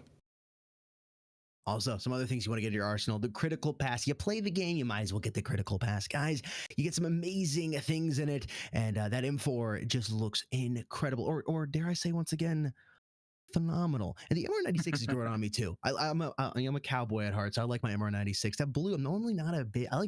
That blue's growing on me. I'm normally not like a blue skin guy, but the more I'm looking at it, like it's growing on me. I want the AR and the revolver there. The other thing I want on my Super 90 is the Mended from the Lucky Spin. I love this is one of my favorite Lucky Spins I've seen. It is incredible. I love the base white with this pink/reds. I guess more of a salmon color, and then held all together by the gold weld lines. Just looks incredible. That Super 90, it's got my heart. I don't even use a Super 90, like I said. I want it though. I want it on my Super 90, and I haven't gotten lucky yet. It's a sad day. You know what? It is what it is. And the gold makes it very premium like, right? You got the white and the red, which is then a little less. It's a nice color, but then the gold gives it some like a premium touch onto it. It's very nice to have, and definitely one you want to try and get in that Mended Lucky Spin. What a day of critical ops we've already seen, Jake, so far. It's been phenomenal. You got yourself your skins, you got yourself your drinks, of course, and we still have a beautiful day ahead, hopefully. And don't forget the controller as well, because you need a controller to play games with. You know, not everybody likes to use their fingers, and our sponsor GameSir has you covered with the X4 Aileron controller, and we're giving away 3. We have 1 we're giving away, and we will announce the winner at the end of the stream. We're also giving away 1 via raffle via the viewer rewards, so stay tuned for that. That will be announced after the stream. And then we're also giving away 1 on Gleam. I think there's already 32,000 entries over there. There's a lot of people that have entered, so if you haven't yet, go ahead and enter to win that controller along with a lot of other goodies over there on the Gleam page. You've been on the internet, you know what a Gleam giveaway is. You can find the link in the video description down below, so go take advantage of that while you can. Yeah, the more you do, the more you're able to get, of course. And as we said, 32,000 entries, so you definitely want to get yourself as many entries as possible, or just 1, and hope for the best. And we love ourselves a little bit of luck in the draw with it as well, a little bit of a lottery type.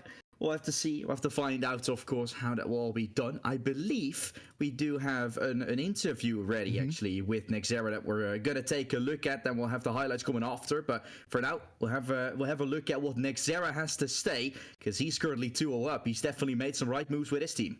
Yes, let's go ahead and hop on into it.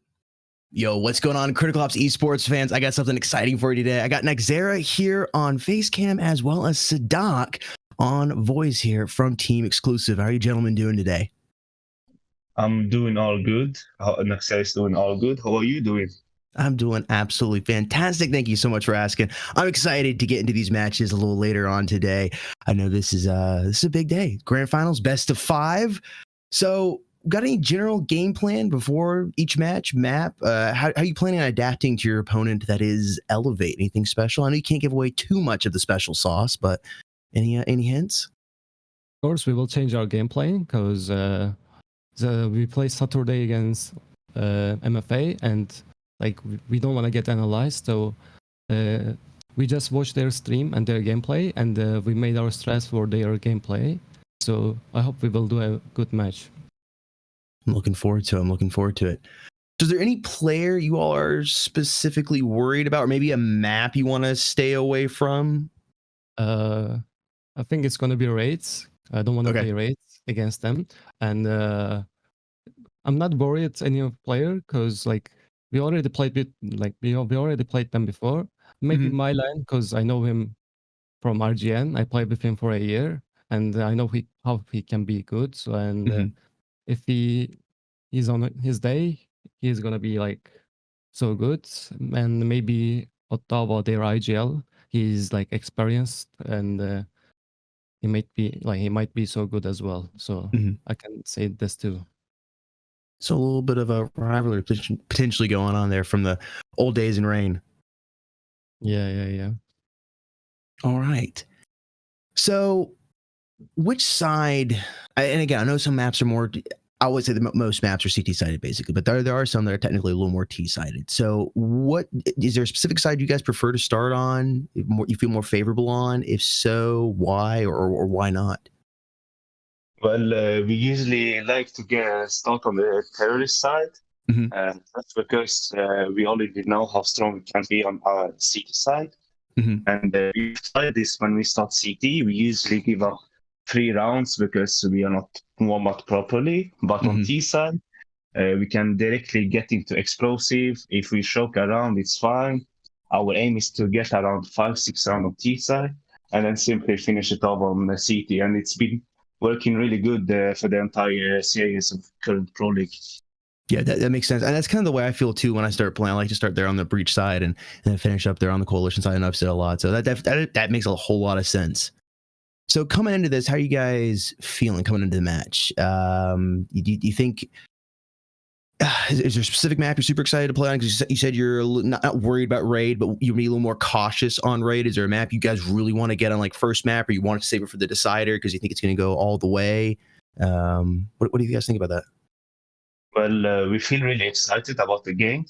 Elevate is a team which we will not underestimate. Our aim is to finish it off as quickly as possible, but we know how good they are and it can probably get to distance.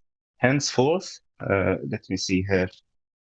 The only player we would like to see to try to counter is Milan, because when he pops off, he pops off in a monstrous way.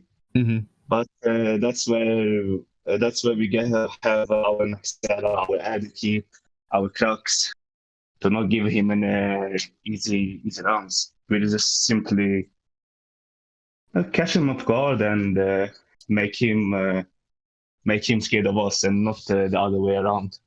There you go. Get inside his head. So what about a map? Is there a map you guys are super excited to play on, or it's just kind of all the same at this point? Well, we have been trying out the Grounded, but I think Nexera want to take this one. What map do you I like? would like to play Grounded. I would like to play Grounded. It's my main map, and thank you. I want to cast this. Cause like any team that doesn't play Plaza or Grounded, I think, in the Pro League.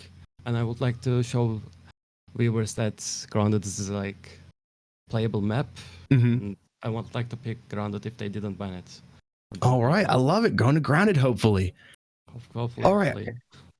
I want to cast it here since the stream started. So that's gonna be great. So, is there any surprises today? I know you can't give away everything, but any role switch ups, tactics, maybe a sub you weren't expecting to bring in, anything like that, or just keeping it how it has been? There won't be a sub, I think, because we decided our main 5, and maybe like role switch up. Maybe I can go sniper when we get stuck on T side. You know, sniper is so good on T side if you know how to play with sniper. And tactics, of course, we're gonna change our gameplay and tactics, and hopefully it will be good. I don't know. Speaking of the sniper, just a quick little one. What do you think of the you like to scoped AR, the SCAR at all, or you just like the 1 shot, 1 kill potential with the ratio? Eurasia, of course. Eurasia. Yeah, it's better for T side. Maybe on CT side and on Canals, Scar and grounded Scar is so good. But it's hard to use it, and I think I'm not good at it. Gotcha. Okay. Yeah, the Scar personally seems like one game seems very overpowered, but the next game it's completely useless. So it's a huge risk to buy it when you can just spend another $100 to take an AUG. Yeah, makes sense. A very specialized weapon. All right, guys, got any final words, anything you want to say to your fans and even to Elevate? Any social medias you want to drop as well? Go for it. I would like to say good luck to Elevate. That's gonna be good finals, and I hope Inter will viewers can have fun while watching it. And thank you for supporting. And for our fans, I would just like to make sure that you guys tune into the stream, keep it exclusive, because we will surely be doing that. All right, guys, love it. Thank you so much for taking time to sit down with us, and good luck today in your matches. Looking forward to casting them. Thank you. Thank you. The one and only. Go, sorry. No, the one and only Nexera making it happen, of course. Let's see what will be done, of course, right here and now. I mean, Nexera, he was the one able to get himself a nice interview up and running. But Nexera, another fact about him in particular, right, Jake? I just remembered that I had that one prepared as well. I wrote it down somewhere. Nexera has not lost a grand final yet, and it doesn't look like that's going to happen this time around as well. They're 2-0 up, have their own server still to play, and a lot of fun still ahead. And on a good map. Port. But Elevate. It's a good map for Elevate too. However, they're coming in at the disadvantage, being down 2-0 in a best of 5, as well as having the ping disadvantage here. Plus, we were talking about it off stream, the mental capital. They can win this. 100%. I got total faith in them winning it. They have the skill to do it, but mentally, are you there now? That is the question. Can you recover from that loss on Canals and mentally be ready to come into map number 3? Because if you've already lost the mental side of this, it's over. It's game 3. It's a total shutout, and we go ahead and declare exclusive champions. And one of the best teams in the world in Port is Evil Vision, and a team that beat them on Port is exclusive. And the side from Elevate lost 13-4 against them this particular Pro League. So again, odds that don't really favor them all too much. So I'm starting to get even more worried when I'm looking at their statistics. EV, I mean, if they lose on Port against a team, you know that team is good, because EV is an absolute insane team when it comes to the map of Port. So I'm excited to see what will be happening. We'll definitely see some good gameplay. And as you said, Elevate will definitely have to recover. I feel like inside of a map, a tactical timeout, that's all not enough to fix your mental. But a map switch might be. And that's something that we're going to have right now coming in. But first, we're going to talk about those highlights a little bit, because things started off pretty promising, right? Elevate, getting the pistol and the follow-up rounds. Yeah, on the breach side too, ended up winning first half 7-5, looking like they like to play from behind. We've seen this before. They started in, of course, coming into the playoffs in the 4th place position, ending up in the finals. And if you go back and look at the previous matches, it's 2-1. They like to play from behind. So you're sitting there thinking like, okay, everything's under control here. They're playing very well, smooth, consistently, taking their time. And then we go into the flip, and it's a completely different story. Exclusive gets on that breach side and then just starts dominating. Totally shuts Elevate out on the flip. Not a single point getting on the coalition side with all the advantages that they had. Yeah, at times. And again, I mean, I was really focused on Myline this map as well, right? He was doing all right, but you expect him to really accelerate. Looking at a Stylers, of course, in the interview, Ottawa talking about him very lovingly, of course, your teammate, right? It makes total sense, but he was also not really there activating the way you like him to be. Deborah, of course, or an ARM, his nicknames that he had before switching it to Stylers, but exclusive, man, they're coming here to play, and on the more basic maps, it's seemingly going pretty well for them, even when servers are not against you. Yeah. Not in your favor, against you, mate. And coming into Port here, again, you got your servers. you're warmed up. You have to be feeling unbelievably confident, excited. Now, there's a fine line between confidence and cockiness. You can't cross that line. You definitely can't. But I think you have enough maturity and experience on that team to know that this isn't a bunch of fresh players coming in and finding themselves. It's a newer team, yes, but these players have been around. Many of them have been in the spot. Like I said, Nexera has yet, if he's in the grand finals, has yet to lose. They've been here. They got the experience. And if you're Team Elevate or a fan of Team Elevate, I would be just a little bit concerned. So many people thought too Elevate was coming into this and going to be winning. Of course, it's not over just yet. They can still win the next 3 straight. But man, is that going to be an uphill battle with snow and ice. You're going to need plenty of G Fuel to have the energy to get that done. Yeah, exactly. I mean, I know, and that is probably a good thing for Elevate, right? I mean, I speak from time to time with Nexera, and also before this game, right, he spoke me about the lineup and all, with GTA and Noxic coming in, which looked very promising. If I know one thing, that he's also a little bit cocky, right? At times, right? He was already like, okay, let's get that win, right? Stuff like that. I mean, he's doing all right now. He's doing good with his team, but don't get your head up too much, because you lose port. And now I'm going to go into the methodical side again, like I did before. You lose port, you're going to go to NA servers, then you're going to go towards the 5th map, and you still only won that map 13-7, so they're still sweeping, and there's still 11 rounds on that other map as well that you're gonna have to work your way around, right? That SOAR map will always stand. The way Canals did, okay, Exclusive won that game. But if you're winning a map as confident as that Canals one, you only get to win one with like 10 rounds for SOAR, and your map, or Plaza rather, is your server. So it can be changed a lot, quite a bit, with Grounded as well being a very unknown ground, Jake. I mean, all the puzzle pieces are there. It can still happen. It 100% can still happen. But again, this map here is the one that decides it, obviously.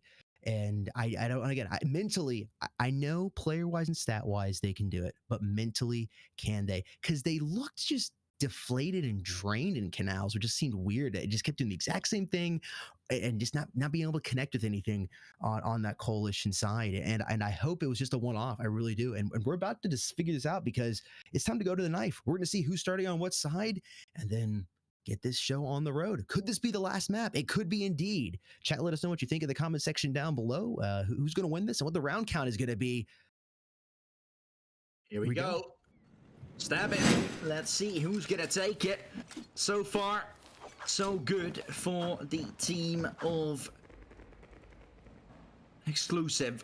Yet one more to go in this map. A good start would be nice.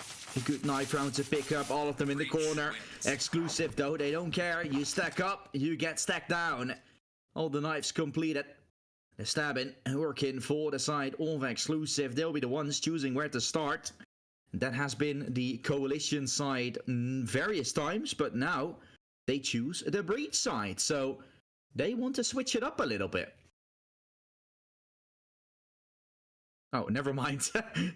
Coalition side, they changed it. They set the T, then they wanted CT instead. Second guessing themselves. Yeah, second guessing themselves. I mean, just like we are always second guessing what they choose.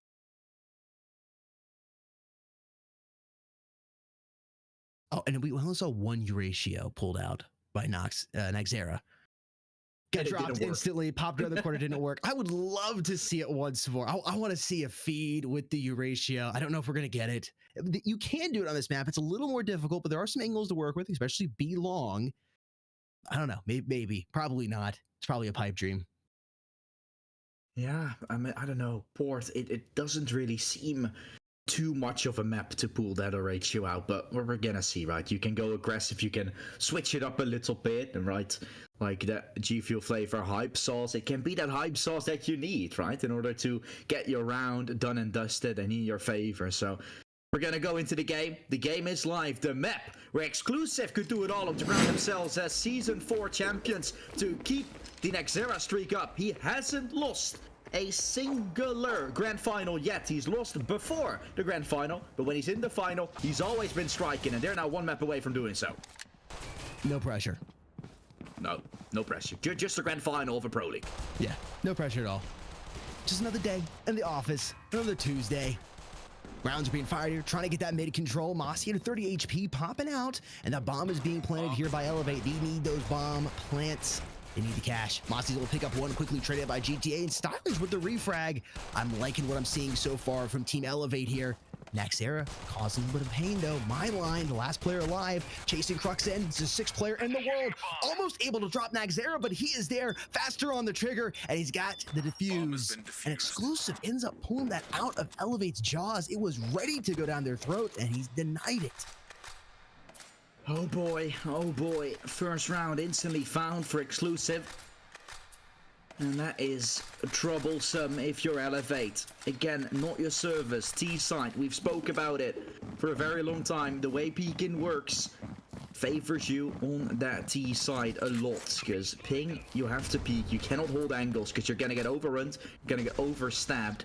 And now, instantly a good fight. GTA now holds the line together with a duel. He's shutting down middle. 3 players falling flat with 2 in a return. Stylers that is still gonna have to feed himself after that previous map, and here was the force buy, and now it's gone. Elevate, they invested into this round. They're forced to play with pistols next. Could be a 3-0 before you know. Gee, I didn't know you were a poet. Hey, I got that covered as well. Man of many talents. Elevate, 1 set of armor, bunch of glass cannons pulling out here. Stylers is the man with the cash to work that. Some armor and the deagle. Also your bomb carrier here. Helps getting that bomb planted. A little extra cash to work with. Ooh, a loose. That was clean and smooth. Nexera finds one, look at the other. Masya coming in, is able to drop him. Not going to do any more damage to his team. And Elevate, here in an eco, they picked up one of the guns. Loose is there. GTA, the last player alive, and he is definitely causing some chaos, but Alus is going to backstab him and finally drop him. Elevate, taking a round away from Exclusive, which they probably thought they had in the bag. Yeah, I mean, I was already saying 3-0, but apparently, hey, the Eagles can do the damage, can do the deed. And Elevate is definitely still not done with this one. Exclusive, maybe again, a little bit in their headspace like they've already done it. Stacking towards B, that didn't really work out. Aggression towards A, long getting beaten apart, and we're seeing the pistol, of course, the way it all worked. Aggression that was able to find themselves. Retake not being done. Again, pistols now for Exclusive. They will look into fights. Nexera responding with a double deagle kill. SG out, won't be successful. Elevate allowed to tie up the game here. Although again, lots of players fall just against pistols.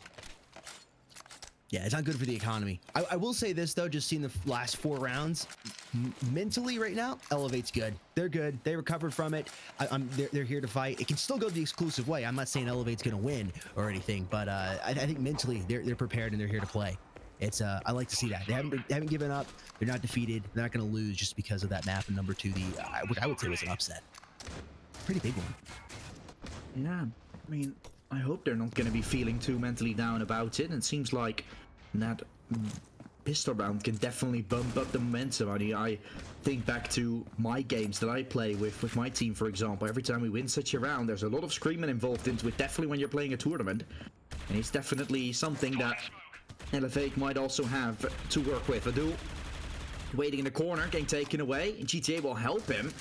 After I thought that kill was going to be found easily, a duel kind of missing there. Crux, a little silent from what we know. Trying to go on and beyond here by fighting against Ottawa. Now looking to find Stylers to help arrive. GTA, such a good team player, constantly helping his team survive. And you might as well just head around to the tally on top of it. Can we see the scoreboard real quick? Nexera 7-2. GTA at, want to see here. He's been in the kill feed quite a bit. Take a look at it next round.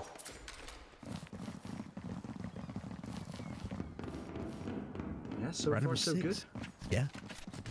Split by a couple SGs, a deagle, and some GTA there again, running over the 2 of those players. Alus finally gonna impound them. The damage has been done. Look how fast they're moving. Taking no time getting on that A-bomb site. They're gonna plant it, get the cash, and that's so crucial. Even if you lose a round, just getting the bomb plant cash is important.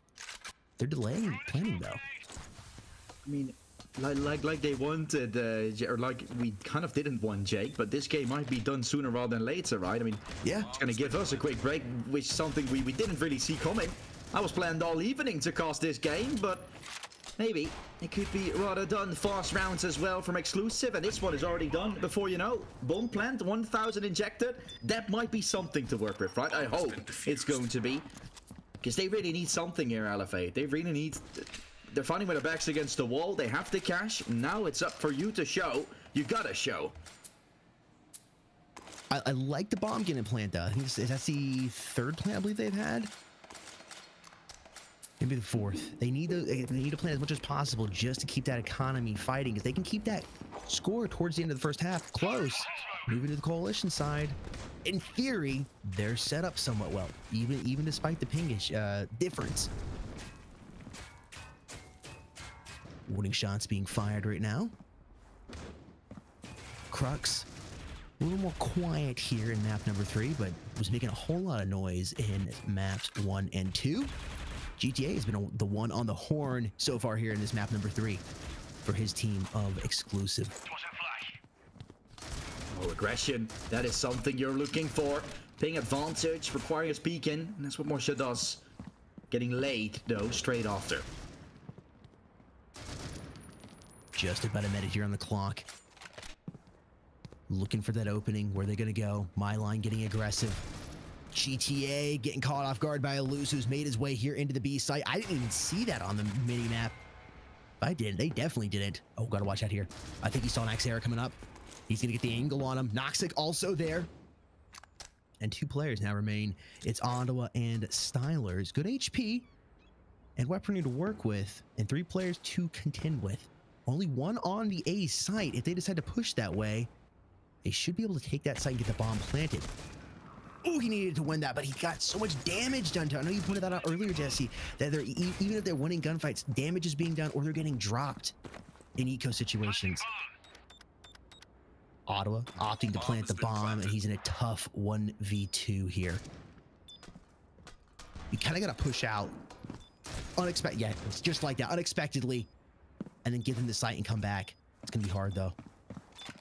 He planted in a great spot, dare I say, phenomenal spot. Crux going for the defuse. Oh, no. Stick it. No way. Bomb has been defused. Ottawa. If you thought they were mentally down, then this is definitely the round. Yeah, the facepalm. Ay, ay, ay. What a round to lose. Thinking it might be a fake, and it's a full-on stick. It's a full ninja. 5-2 lead, and that's where they're calling it a tactical pause now as well. We're looking at the scoreboard real quickly, like we wanted to. Leading the charge. GTA. Nexera, close second. Noxic, I mean, again, I feel like it's just the vibe of him that joins, right? The killing department, he's kind of always at the bottom, but that was also the case when he played back in Violent GG. I still remember, because we were so hyped seeing Noxic in. One of the highest rated players coming in, and then, oh, he was gonna make it. He was the main carry for the team. No, he wasn't. He was letting others play. He was making them feel right, and he was doing what was needed. And that's what he's doing now, and it's working out phenomenally for the side from Exclusive. Don't underestimate the vibe bringer. Exactly. I mean, I'm also that when I'm playing criticalops. I mean, I'm getting 0 kills, but I'm there, you know? Yeah, you bring the good vibes. Help the guys out there carrying you. Make them feel important. Make them feel good. Tactical pause coming in from Team Elevate. I don't blame them after that little blunder. I mean, again, clutch would have been difficult, but the ninja defuse, ooh. He just stuck it too. Exclusive is unbelievably confident. They are just looking good, and I mean that in a good way. They're not crossing that line of cockiness. They're sticking to the same plan. Not a... Oh my... Speaking of Noxic.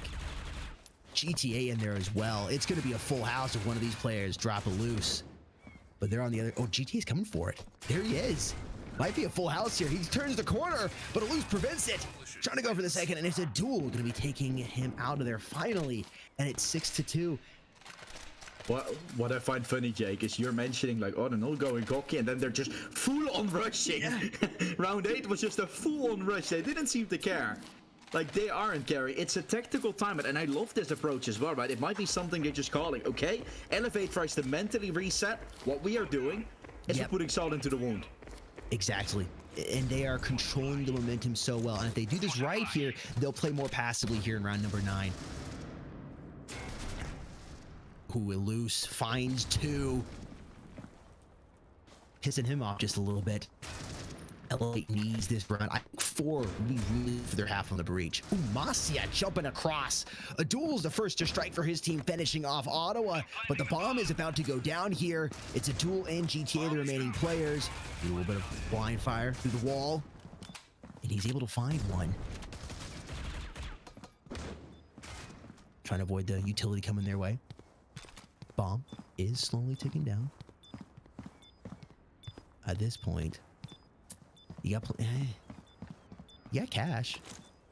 It's towards the end of the half. I guess you could save. Probably just let it go off. You still got a 3-round lead and just try to do some damage to their economy. I think it's probably the best move, and it looks like that is what they're going to decide to do. Yeah, leaving.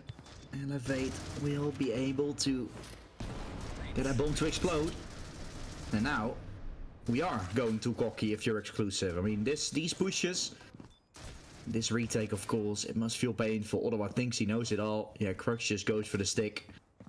Very well played on his department, but yeah, this is really something that breaks you if you're Elevate. Luckily, they found a recipe to take down exclusive by waiting out the angles, right? Just going to play very passive. Exclusives will start running into it, and now it's up to exclusive to adapt into it themselves and play the way they can. And what a shape up this is, right? Probably qualifier. Elevate were still able to win. Then you're getting a tie, and now you would be winning 3-0 if you win this map. Adul striking first, quickly traded out there towards mid, trying to gain that mid control here for the breach. GTA, man, just turning up. Crux has been a little more quiet for his team, but GTA has taken over that role. Speaking of the man Crux, there he is. My line's the last one alive. It's a clean headshot right there. Spot has been given away. Be careful, challenge him. He's gonna make you pay for it. Avoids that utility fully. GTA coming after him. Ooh, that's tough. But responds with a flashbang of his own, doing some damage to him. He puts on his shades and he's coming back.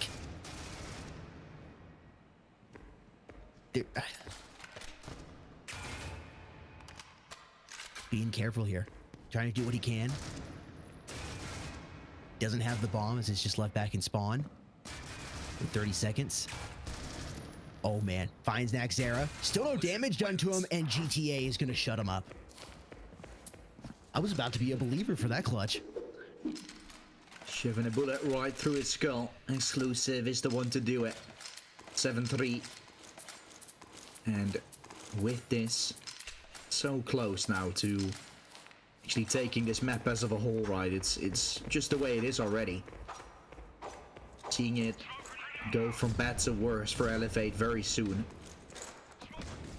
7 already means a half win. They're going aggressive. They're going fast. Crux can take it away. Good fight for Mosha. That's the beginning.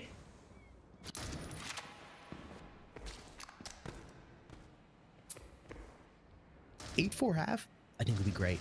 7-5, phenomenal. Just need 2 more rounds here on the breach side, Elevate. But exclusive isn't going to allow that to happen easily. Speaking of that, Nexera finds Stylers, almost able to double up, but still does good damage on a loose. Masia staying still. Oh, the sloppy shots at first, was able to recover with the 2K. They were not expecting to see Masia there at all. Noxic, the last player alive, and he gets finished off by Masia. He's been quiet so far, but has a switch been flicked? Is he now ready to help his team out here? Had a 32-11 in map 1 yesterday. Yeah. Player that can play on whatever ping he's given, right? I still remember Rain winning that world championship. My line and Mosha were a part of that lineup. They even chose to play NA servers because that's where my line and Mosha were. But then they had to play on the other servers as well a lot of times, right? So that's really where they had to get used to. Now, playing on their own, which have really helped my line with the first Noxic. Beautiful trade. This could be a beautiful start. Noxic has really been able to feed up the killing department nicely.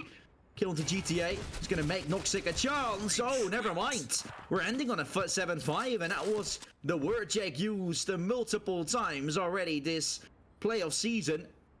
It is looking phenomenal for the side from Elevate still. They have the coalition side going.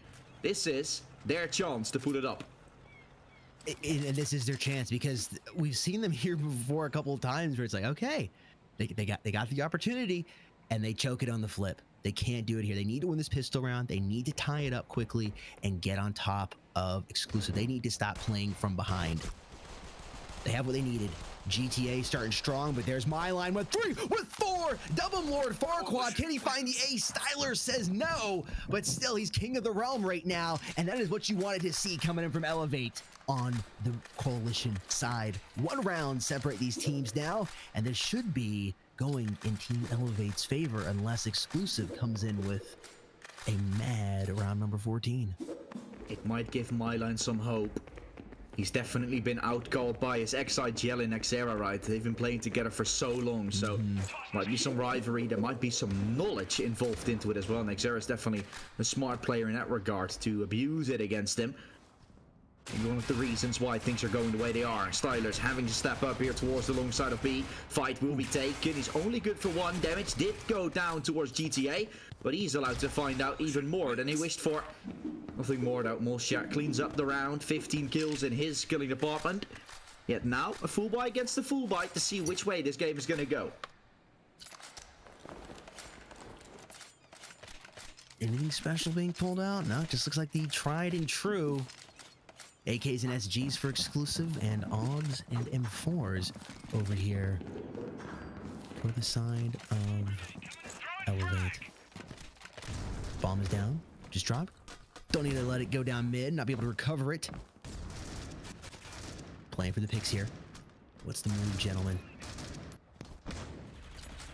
Utility coming out. A loose backing on up.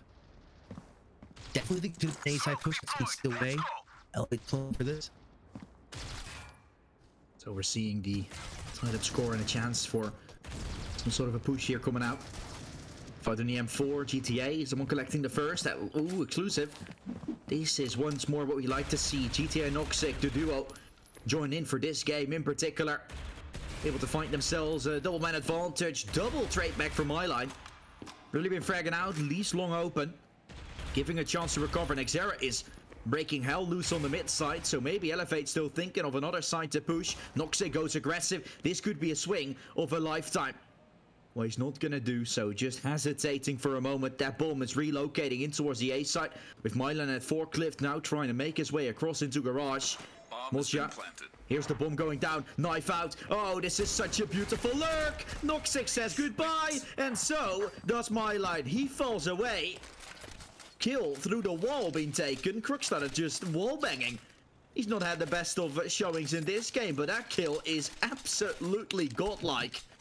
Exclusive pulls Elevate back to pistols, and we're most likely looking to move ahead again for Exclusive. We've seen Elevate have a couple pressing moments with the pistols. I don't know if they'll be able to do it though. Here on the breach side, Exclusive moving around. I thought they were gonna just go hard into A, but they pulled back just a little bit, being disciplined. My line there with the rifle, gonna find GTA. Not a lot of armor over here for Elevate either. Just being careful with their economy. That smoke grenade could come in handy. Nexera gonna find Masia. Caught him off guard, was able to respond quickly. Ooh, nice swing there, loose. Not able to capitalize on that. My line comes jumping out. And it looks like it's going to be another Exclusive win here, and they will be back up by 2 so quickly after Elevate had closed that gap. Once again, playing from behind here, Elevate. That's what you need. That's what you like to do. Bomb being planted. Extra cash there for Exclusive. Come in handy here later on. Stylers with a full set of armor. And HP.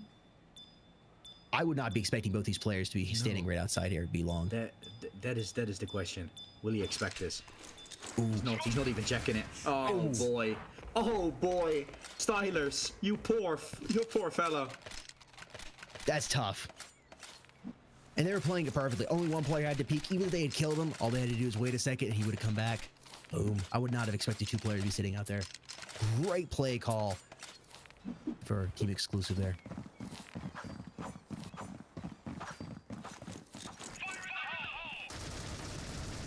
if you're Elevate, you don't want them to, you need to win this round. You need to keep it close. You're playing from behind, fine, but another 7-11, 4 rounds to tie it up. Ugh, that's just, it's hard.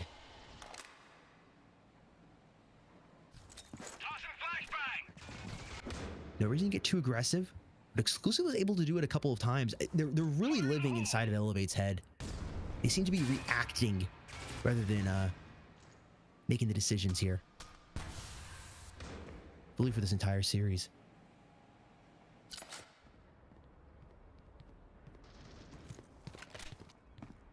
Just a little over a minute left here on the clock. They should be making their move shortly. And it's looking like it might be A as the side of choice. Bombs looking here towards mid. Masia. Nice flashbang, but not able to connect on any shots. Capitalize on it. One kill, quickly traded out. Ottawa in a tough spot as they're coming up over the crates. And A site is now officially exclusive. There's only 2 players left for Team Elevate. There's just not much they're able to put together here. Not much. Ooh. And so it all falls apart. Crux says goodbye. And we are certainly nearing the end here. That's what it feels like, at least. Elevate brought a second lifeline into it by winning against Pistols and winning the Pistol in particular. And you thought there was a saying, but now the saying is Pistols. And they will have to pull a miracle out of their head again in order to even continue on with this game. If they would, it would be craziness, but this spray again for GTA, already good start siders. Not the day for him. Again, falling very soon, but unfortunate as well, right the way he fell. GTA is having a game, having a blast. Looking to find himself a third. He will respond, react. Mosha, final player against 4. Bomb is under control. The jump comes out and he will fall. Crux again. Kill to finish it off and Elevate. They are fighting with their backs against the wall right now. It's the potential last map. You're 4 down and 2 away from exclusive to win Pro League Season 4 and do it once more. And they just seem unstoppable. Again, it's like Elevate is reacting constantly to what Exclusive's doing. They're not making them the Exclusive's comfortable. They're just cruising along here, and Elevate is reacting to everything they do. They can't get the momentum on their side. Even winning the first couple of rounds on the flip, they just gave it back to them. Now's a do or die moment. You got to start here. Ottawa, such a tough spot. Crux gonna find him. A little mistake made by him pulling out his knife early and allows Masia to get swung there by Crux. And it's about to be match point here unless Elevate does something. 3 players up alive. Loose pop in the corner. He's difficult. Noxic damaged big, but he's gonna be able to drop a loose. Styler's here. What are you gonna do? Finds the head of GTA. Pops him. A duel is down here. Bomb is yet to be planted. And it's all up to my line. 6th best player in the world. Finds Noxic. Oh my gosh! Also gets a duel, the luck of the draw right there, and brings it to a 2 versus 1. Low HP can be so hard to work with, and 10 rounds in the mag. And Crux finishes him off. Jesse, it's match point for Team Exclusive, and it looks like it could be 13-7 here. Yeah, it's rough, man. It's Elevate. Of course, they have had a little bit of a second place curse when it comes to it, right? Pro League Season 1, they were the winners. Since then, it's always been second place. Losing against Evil Vision various times back in the day, then Merciless, the organization where they were playing on, but this core has been there from the entire time. You bring in the European talents in Milan and Moshe, but it doesn't seem to be enough to keep that curse from continuing. This would be the 3rd time in a row Elevate would lose in a grand final. Crux opens up. Moshe falling away instantly. An entry goes away of Exclusive. Okay, that's a trade. GTA, one of the heavy hitters taken away by Myline. He's been able to get some frags here and there, but hasn't been enough to win too many rounds. Alou spots them crossing back. This one could still be interesting while Exclusive is trying to choose what side to go for. 44. Body count board is even. Round number 20. This could be closed out by Team Exclusive. It's all down to this, Elevate. What are you gonna do here? Can you keep it as? Can you take us to the next map? Or are you just gonna fold here and let Team Exclusive 3-0 you? We're just about to find out. The final 45 seconds are underway, and they're making their push over here towards the B site. Styler just popping down. Utility coming over his head. He catches them off guard, able to find one, but a duel quick on the trade. MyLine is gonna trade out a duel, and shots are being fired as they enter the bomb site. Teammates are reinforcing from behind. Only 2 alive here for Team Exclusive. The bomb is down. They gotta go pick it back up. Elevate might just survive here. Just keep their heads elevated above water just enough. The bomb is being planted. They're waiting. Some blind fire through the boxes. That was my Amazon package. What did you do that for? Alus finds Noxic. And they're able to do it. They got time to defuse and elevate. Keeps their head above water for at least one more round. Yep, they have a chance. 4 more to go. And Elevate. What do they have to offer here? They are going to be able to buy. Investing will most certainly be in play. As the SG's out for Exclusive. We're gonna see what they have in store. Long towards A again. That's been the name of the game multiple times. Bomb goes long, the rest will try and fight into middle, but you can already see that they're playing a little bit slower than they were before. Ooh, that's an interesting shot from Crux. Nice little pre-fire. No one stupid enough to walk into it, luckily enough for Elevate, keeping their heads all straight. Fight towards the garage side coming in. It's Loose this time waiting there, as MyLine has changed position, grouping a little bit more towards that A side where Exclusive looks to go, so this should be a brawl to potentially finish it off.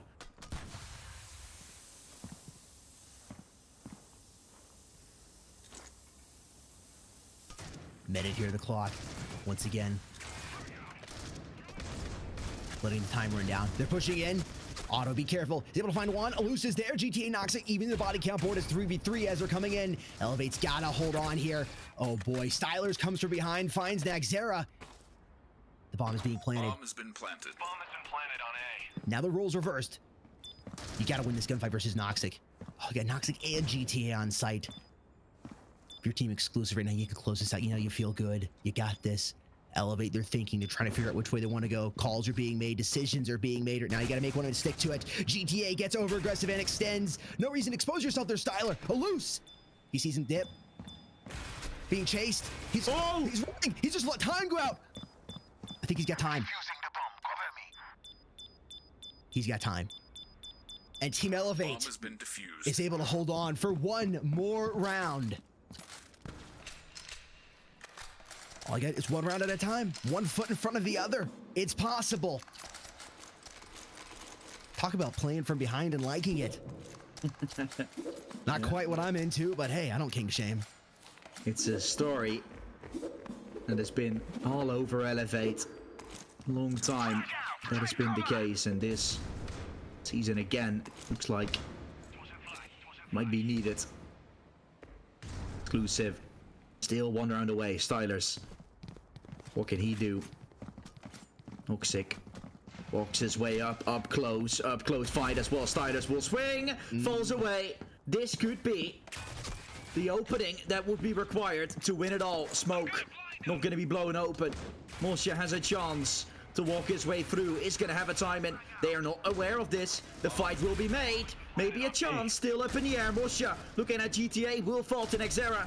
Beginning of the end written all over it as his odds are remaining. The IGL will have to step up, but it's no cigar. Exclusive. They'll be the ones winning in 3-0 against the side from Elevate. Their own servers won twice, but also the steal on Canals that was, surprisingly enough, the most confident map that they've had in this best of 5. Oh, 3rd time in a row Elevate lose in a grand final. This is really a curse for them. Wow. 13-9. They came alive right there at the end once again, but it's just not enough. Ottawa 7-17. That is rough. But Team Exclusive, congratulations. Coming out of nowhere, being the underdogs. Definitely 70% of people who voted today, who voted over the last week, Exclusive's got this. They got it. Or excuse me, Elevate has it. But no, Exclusive comes in and wins it cool and confident. Same way happened at the beginning of the playoffs as well. Nobody thought Exclusive was going to win. They thought they were going to be down there in the Eliminator having to fight back up. No, they sailed right through it, right here to the grand finals, and they sailed right to the victory spot. Congratulations, gentlemen. You have earned it. What an incredible, a phenomenal performance. GTA stepping up big here in map number 3. Nexera as well. Wow. Yeah. Now, I can't wait to wait. I can't wait to see them play again. Yeah, a nice $9,000 they're getting with it as well. It's looking good, of course. It really is Exclusive. What a team. They are able to pick this one up in such a convincing fashion. Okay, sorry, I'm gonna cut you off. I'd asked that Nexera during the interview. I can't remember if it was live during the recording or not, but I said something about 3-0 possible and whatever. He laughs like, no, that's not gonna happen. I was like, what did you know that I didn't know? I want to know. I had a cheeky little laugh and looking at in your eyes, being humble, but still, I was like, there was something there. And boy, did you have the right number? Because I did it. 3-0, Elevate, not able to get anything together, not able to get the balloon off the ground and elevate it into the air. Incredible. Yeah, I mean, if we take a look at that bracket, of course, that we had from the beginning of this day, and then of course the updated one after, it's the storyline as well, right? It's Exclusive that comes out of the regular season, 6 wins and 1 tie, no losses in there. First seed going in, first seed going out. They've proven themselves. They've done their work. Elevate, they might have had a showing before on the Eliminator and the Qualifier 2 against teams that were also there. Evil Vision, looking very, very good in my eyes. They would have had a very good showing here as well. But then against Mullet Mafia, maybe a team that's lesser known for playing on the opposing servers. That might be the explanation to it, right? For that game to go the way of Elevate. Then you expect something here. And the map that was the most confident, which I'm very surprised about, the one that was most confident, was the one on the NA server for Exclusive. I don't know. Maybe. I think back to what the Rain days, right? Back in the day, or in the World Finals, what Rain did as one of the first teams ever, it was an EU team that played on NA servers because 2 of their players were in NA. And that meant that Mosha and Myline always had to play on NA servers, and now they are the ones having to deal with the ping issues again. So maybe there might be something in it with that way, but there's nothing to say of the fact that Exclusive just played an incredible game and that they are the ones deserving this win. Oh, they definitely deserve it. 3-0 in the grand finals. And again, based on the stats we're coming to this, I was fully expecting this to minimum go to map 4 and was fully expecting map number 5. And for Exclusive to come in like this, 13-7 on Team Elevate's servers, which should have been, again, their favored map coming into this, and closing them out on the Coalition side on Canals. Just all over them. I think Elevate performed well. I don't think they gave up or anything there in map number 3, but they just couldn't get anything together. There were a couple moments. They had a couple moments where they came back alive and they were ready to play. They just couldn't kept it going. The breaker kept getting flipped. Congratulations again to Team Exclusive. And I know we got a fun little interview coming here with either Nexera or Sadak. Both. Oh, both will be here. Perfect. I know Jesse is going to be sitting down with them and talking. So we'll be hopping into that in just a minute. Exactly. First, we'll talk about this a little bit more, of course, because it's once more done, of course. It's been such a phenomenal tournament again, right? We've seen it all going from the group stage where, and the standings, incredible performances from all the teams, right? The Asian teams, unfortunately, no one pulled into that mix. Maybe they're going to come back and battling for their revenge the next Pro League in time. But yeah, great playoffs with 3 awesome days of streaming. And I guess I want to say thank you to the chat. I see you guys in here. I've been talking to you, having some fun. Thank you all for being here for this. I hope you all enjoyed it. And I mean, not the way we thought it was going to go, but I'm happy with it. I mean, what an incredible way to finish the finals. Team, again, coming out of nowhere, 3-0, and some exciting moments. I'm excited to talk to or listen to you talk to the players here. And again, just shout out to the chat there. We couldn't do it without you all. Yeah, GameSir, of course, the giveaway winner has been chosen. Congratulations to that person. He'll be notified through Twitter or X or whatever you call it. I still call it Twitter, but Same. on X here, you are going to be able to walk away with this beauty of a controller. Jake already showed it, but here it is. That one, you'll be getting the X4 Aileron controller. So you want to get that one, and he or she was able to pick it up. Yeah, and for those of you that didn't win the controller, you can still find it. You can pick it up from your favorite retailer and definitely recommend it for your Android device. Next to that, you know what? You know what's coming up? I'm excited. This is it to be announced. Jesse, I'm gonna pass it over to you. You do it. Yeah, we were gonna have some Rumble action. Oh yeah. Sign-ups in a couple of days, of course, for the criticalops Rumble. Everyone can join. It's a fun little tournament, just exciting one to play in. Prize pool of $800 and a lovely bunch of items in game as well to win. A unique Rumble emblem, exclusive champion skin for the Rumble, and also up to 75,000 credits in prizes that you are able to take. So get the Rumble going, and we hope to see you at the battlefield playing this fun little tournament. Indeed, and again, anybody can join this. If you're newer to the scene, looking to get noticed, that's a potential great way to hop inside of the Rumble tournament. Lots of great stuff here. And stay tuned on social media, Discord server. You guys know the drill. For more information coming here shortly about getting signed up for that. And if you're not following on social media, if you're not hitting me up or you're not in the Discord servers, you can find the links in the description down below. And if you're not there, I would assume you're somehow not entered in the Gleam giveaway. So go ahead and just do it via the Gleam giveaway. That way you're entered to win the controller plus the other goodies. And you also can stay up to date on everything that happens here behind the scenes at Mobile Esports Critical Ops, because we'll have more stuff coming in the future. And it's time. The button is ready to be pushed. I see you all in the chat wanting it. We're here. We're not forgetting about it. We wouldn't forget about you all. The button's live. Go push it. Go ahead and click it and go ahead and get those viewer rewards. Again, thank you so much for hanging out and being here with us. It is live now. Go click it and let us know that you've been watching. Yeah, exactly. I mean, last button for this tournament, of course, but there's obviously in the future way more to come. For now, the rewards that you are able to pick up, every map a singular one at the end.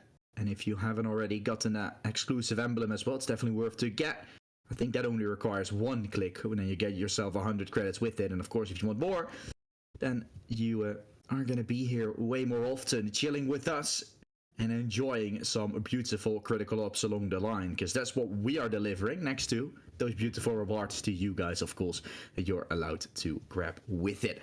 We believe that we're starting to get ourselves going, of course, for that interview, but everything has to be set up for it, of course. Players need to join and all.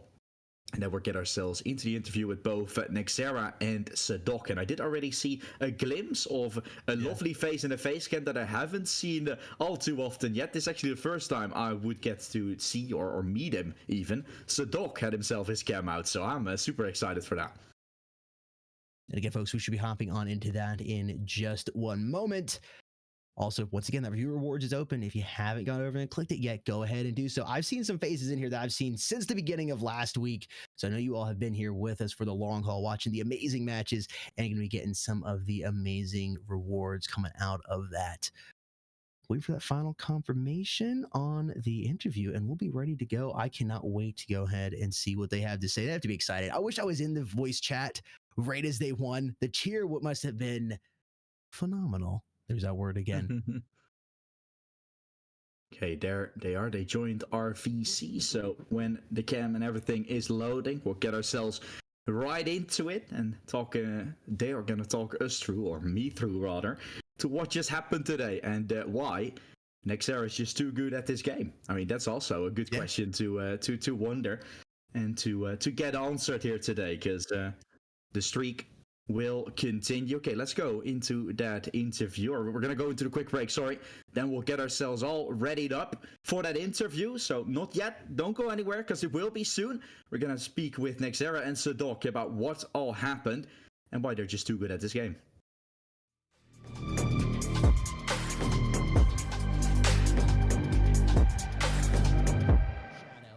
Stars in the hand with the Deagle, trying to double up. It's a 3v2 now. Only one player left alive for Team Rain. He's still alive. He's dropping players. He's able to find two, but Star finally puts him out of his... That Bullet Mafia that have taken A but are kind of stuck in there, and Rain have full control over it. Now flashing their way in, here they come. Bomb slowly ticking down. 2v1. Now the last player alive. Couple shots being fired. He sees a player jump up top. A chance for Faultless to start walking in. The jump up on the box will be made. He's going to find the kill. It's going to be a 1v1. Myline jumping across with a wall bang. How is that possible? How does Myline read it? Control for the side from Bullet Mafia. So this will make it pretty interesting. Ooh. Okay. It's an absolute spray down. Fallen Knight is able to find one, getting out of there before any more damage is done on him. He's coming back, sees ahead. Wins. It's going to be Myline, so that's really something Bullet Mafia has to be afraid of going forward. At the same time, shouldn't be too afraid of it, as they're going to have to deal with a lot more rounds. They need to play with full confidence here in the Coalition side, and that's what they're doing. Playing very fast, a great style. Throw that bomb out to, oh, Mossy is now down.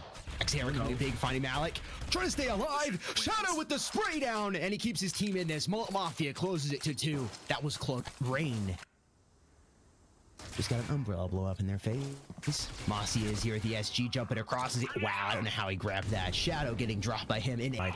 Nexera is there, eating the body cam board. Faultless still on HP. Zello coming in big with that frag.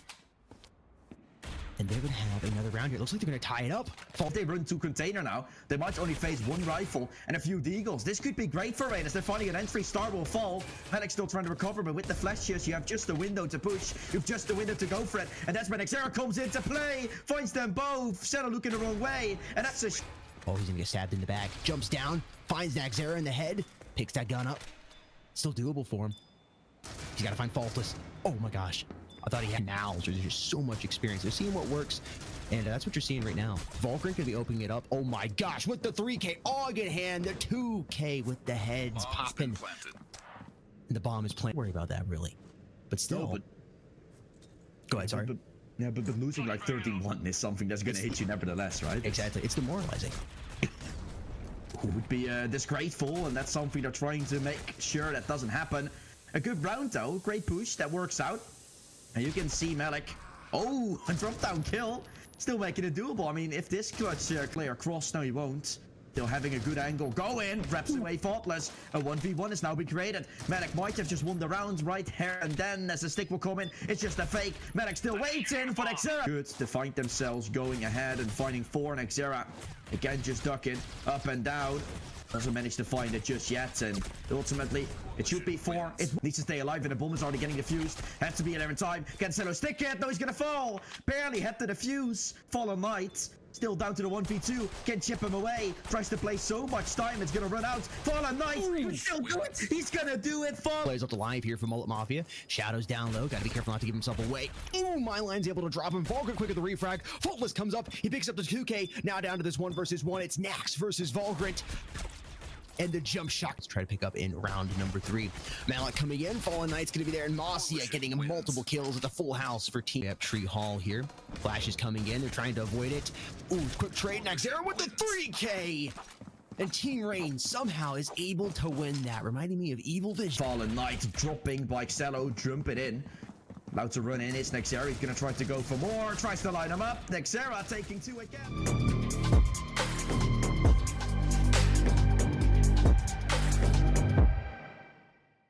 All right, everybody, welcome back. We are ready. We got the players in the room, and Jesse is ready to interview them, or at least I hope you're ready to do. Yeah, I am. I'm more than ready. We got Sadok on the cam, so it's gonna be fun. Let's take a look at what they have to say here going forward. Of course, Nexera with us as well, so it should be very fun. First of all, guys, you've won it once again. How does it feel? I'm gonna start. That feels amazing. Now I have back-to-back because I won Worlds last year also. Yeah. I feel like amazing for my team as well because like Krogs and Adul, it's their first major. I'm happy to give them that. Yeah, that's it. So I mean, I guess Nexera forgot to mention a name there. Yeah. Also Sadok and Luciet. Luciet couldn't play because he had operation. I'm just gonna give him that major. Yeah.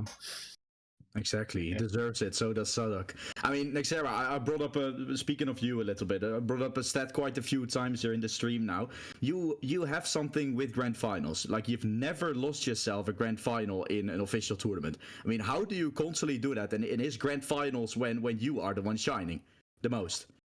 I think I'm adept to it in RGN. I learned how to play finals there. Like I never shake anymore because before RGN I was shaking and they like taught me so many things. Now I'm a tournament player, I think, and I teach my players how to play finals as well. And here we got. Yeah, I mean, you are doing it again, and of course you're bringing in some newer players, right? Crux and Adul and Lucid as well. I mean, Sadok is very experienced. I mean, how does it feel playing with these new youngsters? And maybe Sadok can also answer that because he's been playing with them for quite some time. How fast are they adapting, or how is it to work with such young new talent? Before Argent, I was playing with them like for 3 or 4 years. I was playing with Turks. So okay. Yeah. So I knew them before, and like I knew that like if we adapt to team play and play for team, and I have to learn like how to play as a team, I knew we could win, and we never like give up. We lost like first qualifier versus Elevate. Then we like learned about our mistakes. Now we win. Yeah. Can I add on that? Yeah. So basically, the Nexera, Crux, and Adul, they have always been amazing, but they always missed the first touch. And then when we started playing together, we did great instantly. And then during the year, we was like we stopped playing like we still got top 3, top 4, but that's not what we wanted really. But Nexera coming back to us this year after playing a whole year with RGN is really what got us to get here in the finals, basically. Because me personally, I've been playing with Nexera now for 2 years. I've been playing with Adul Crux for 2 years, and Nexera came back as a different person, and I think that's what the key difference, and that's what we got us for 3-0 today.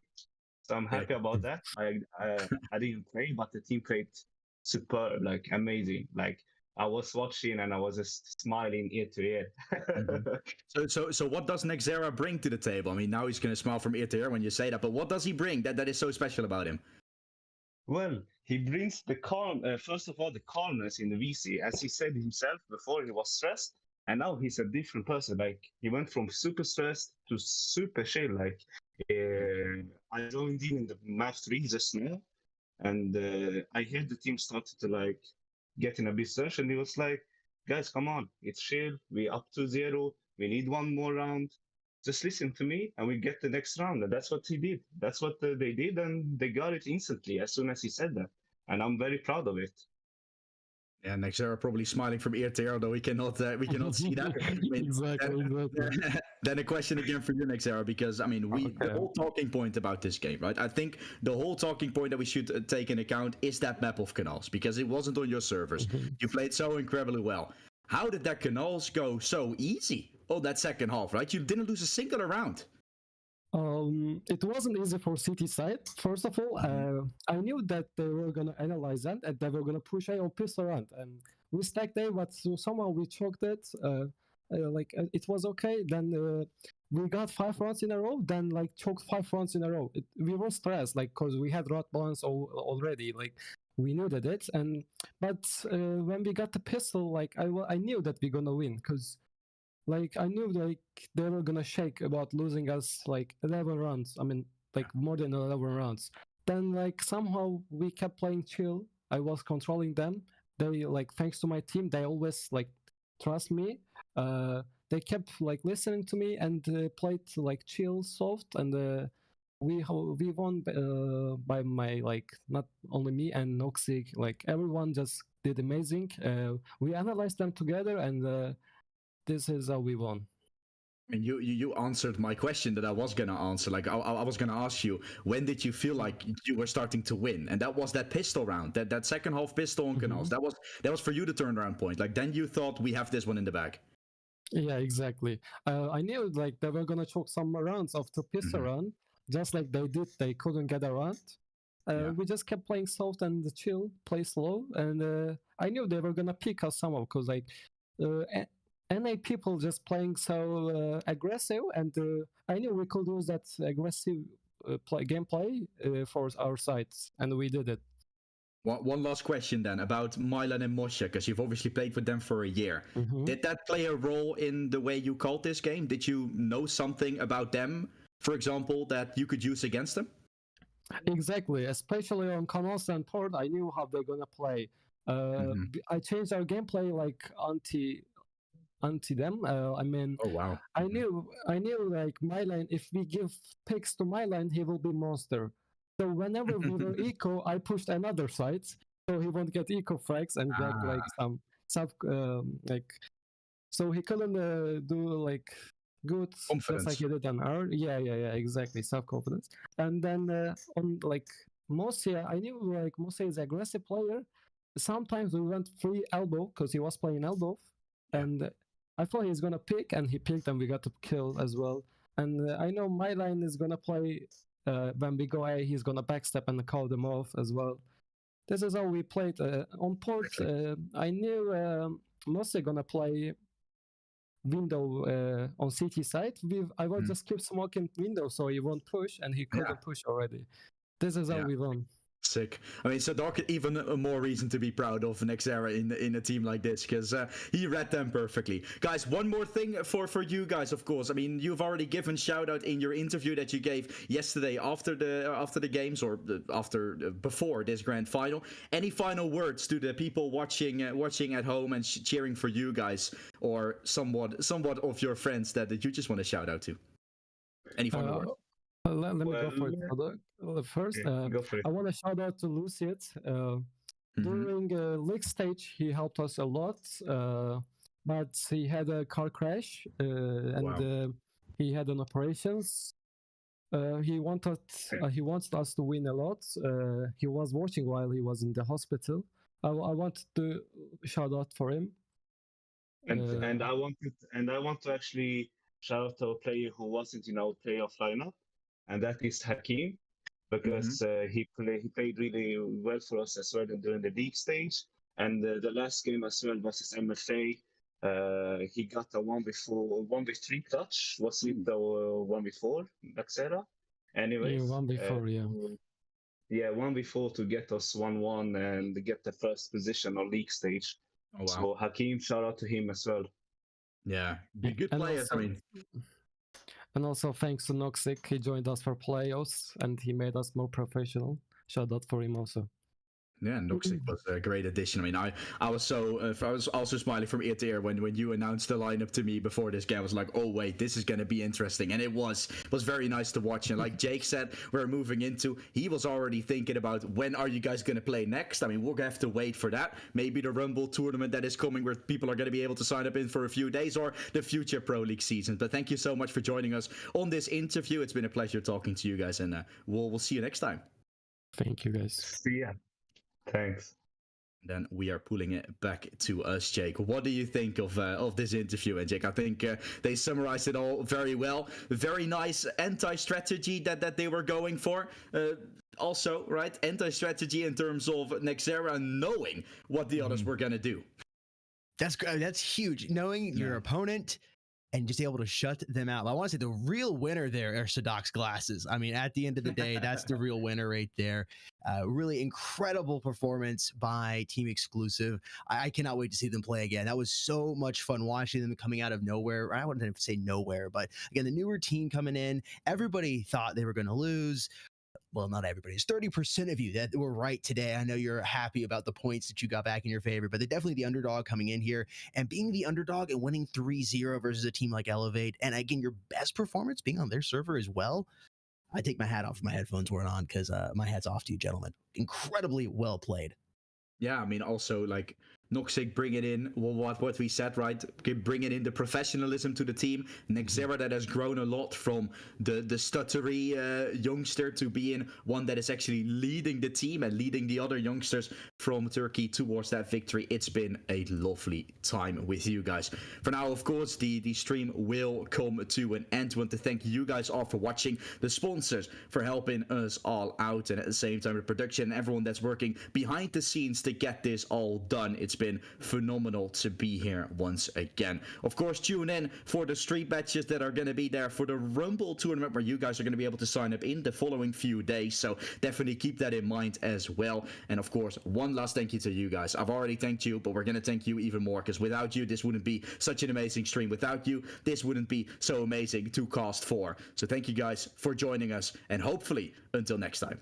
Indeed. And once again, thank you all for doing this. We couldn't do it without you. Thank you so much for being here, and we will see you somewhere soon on the internet. Peace.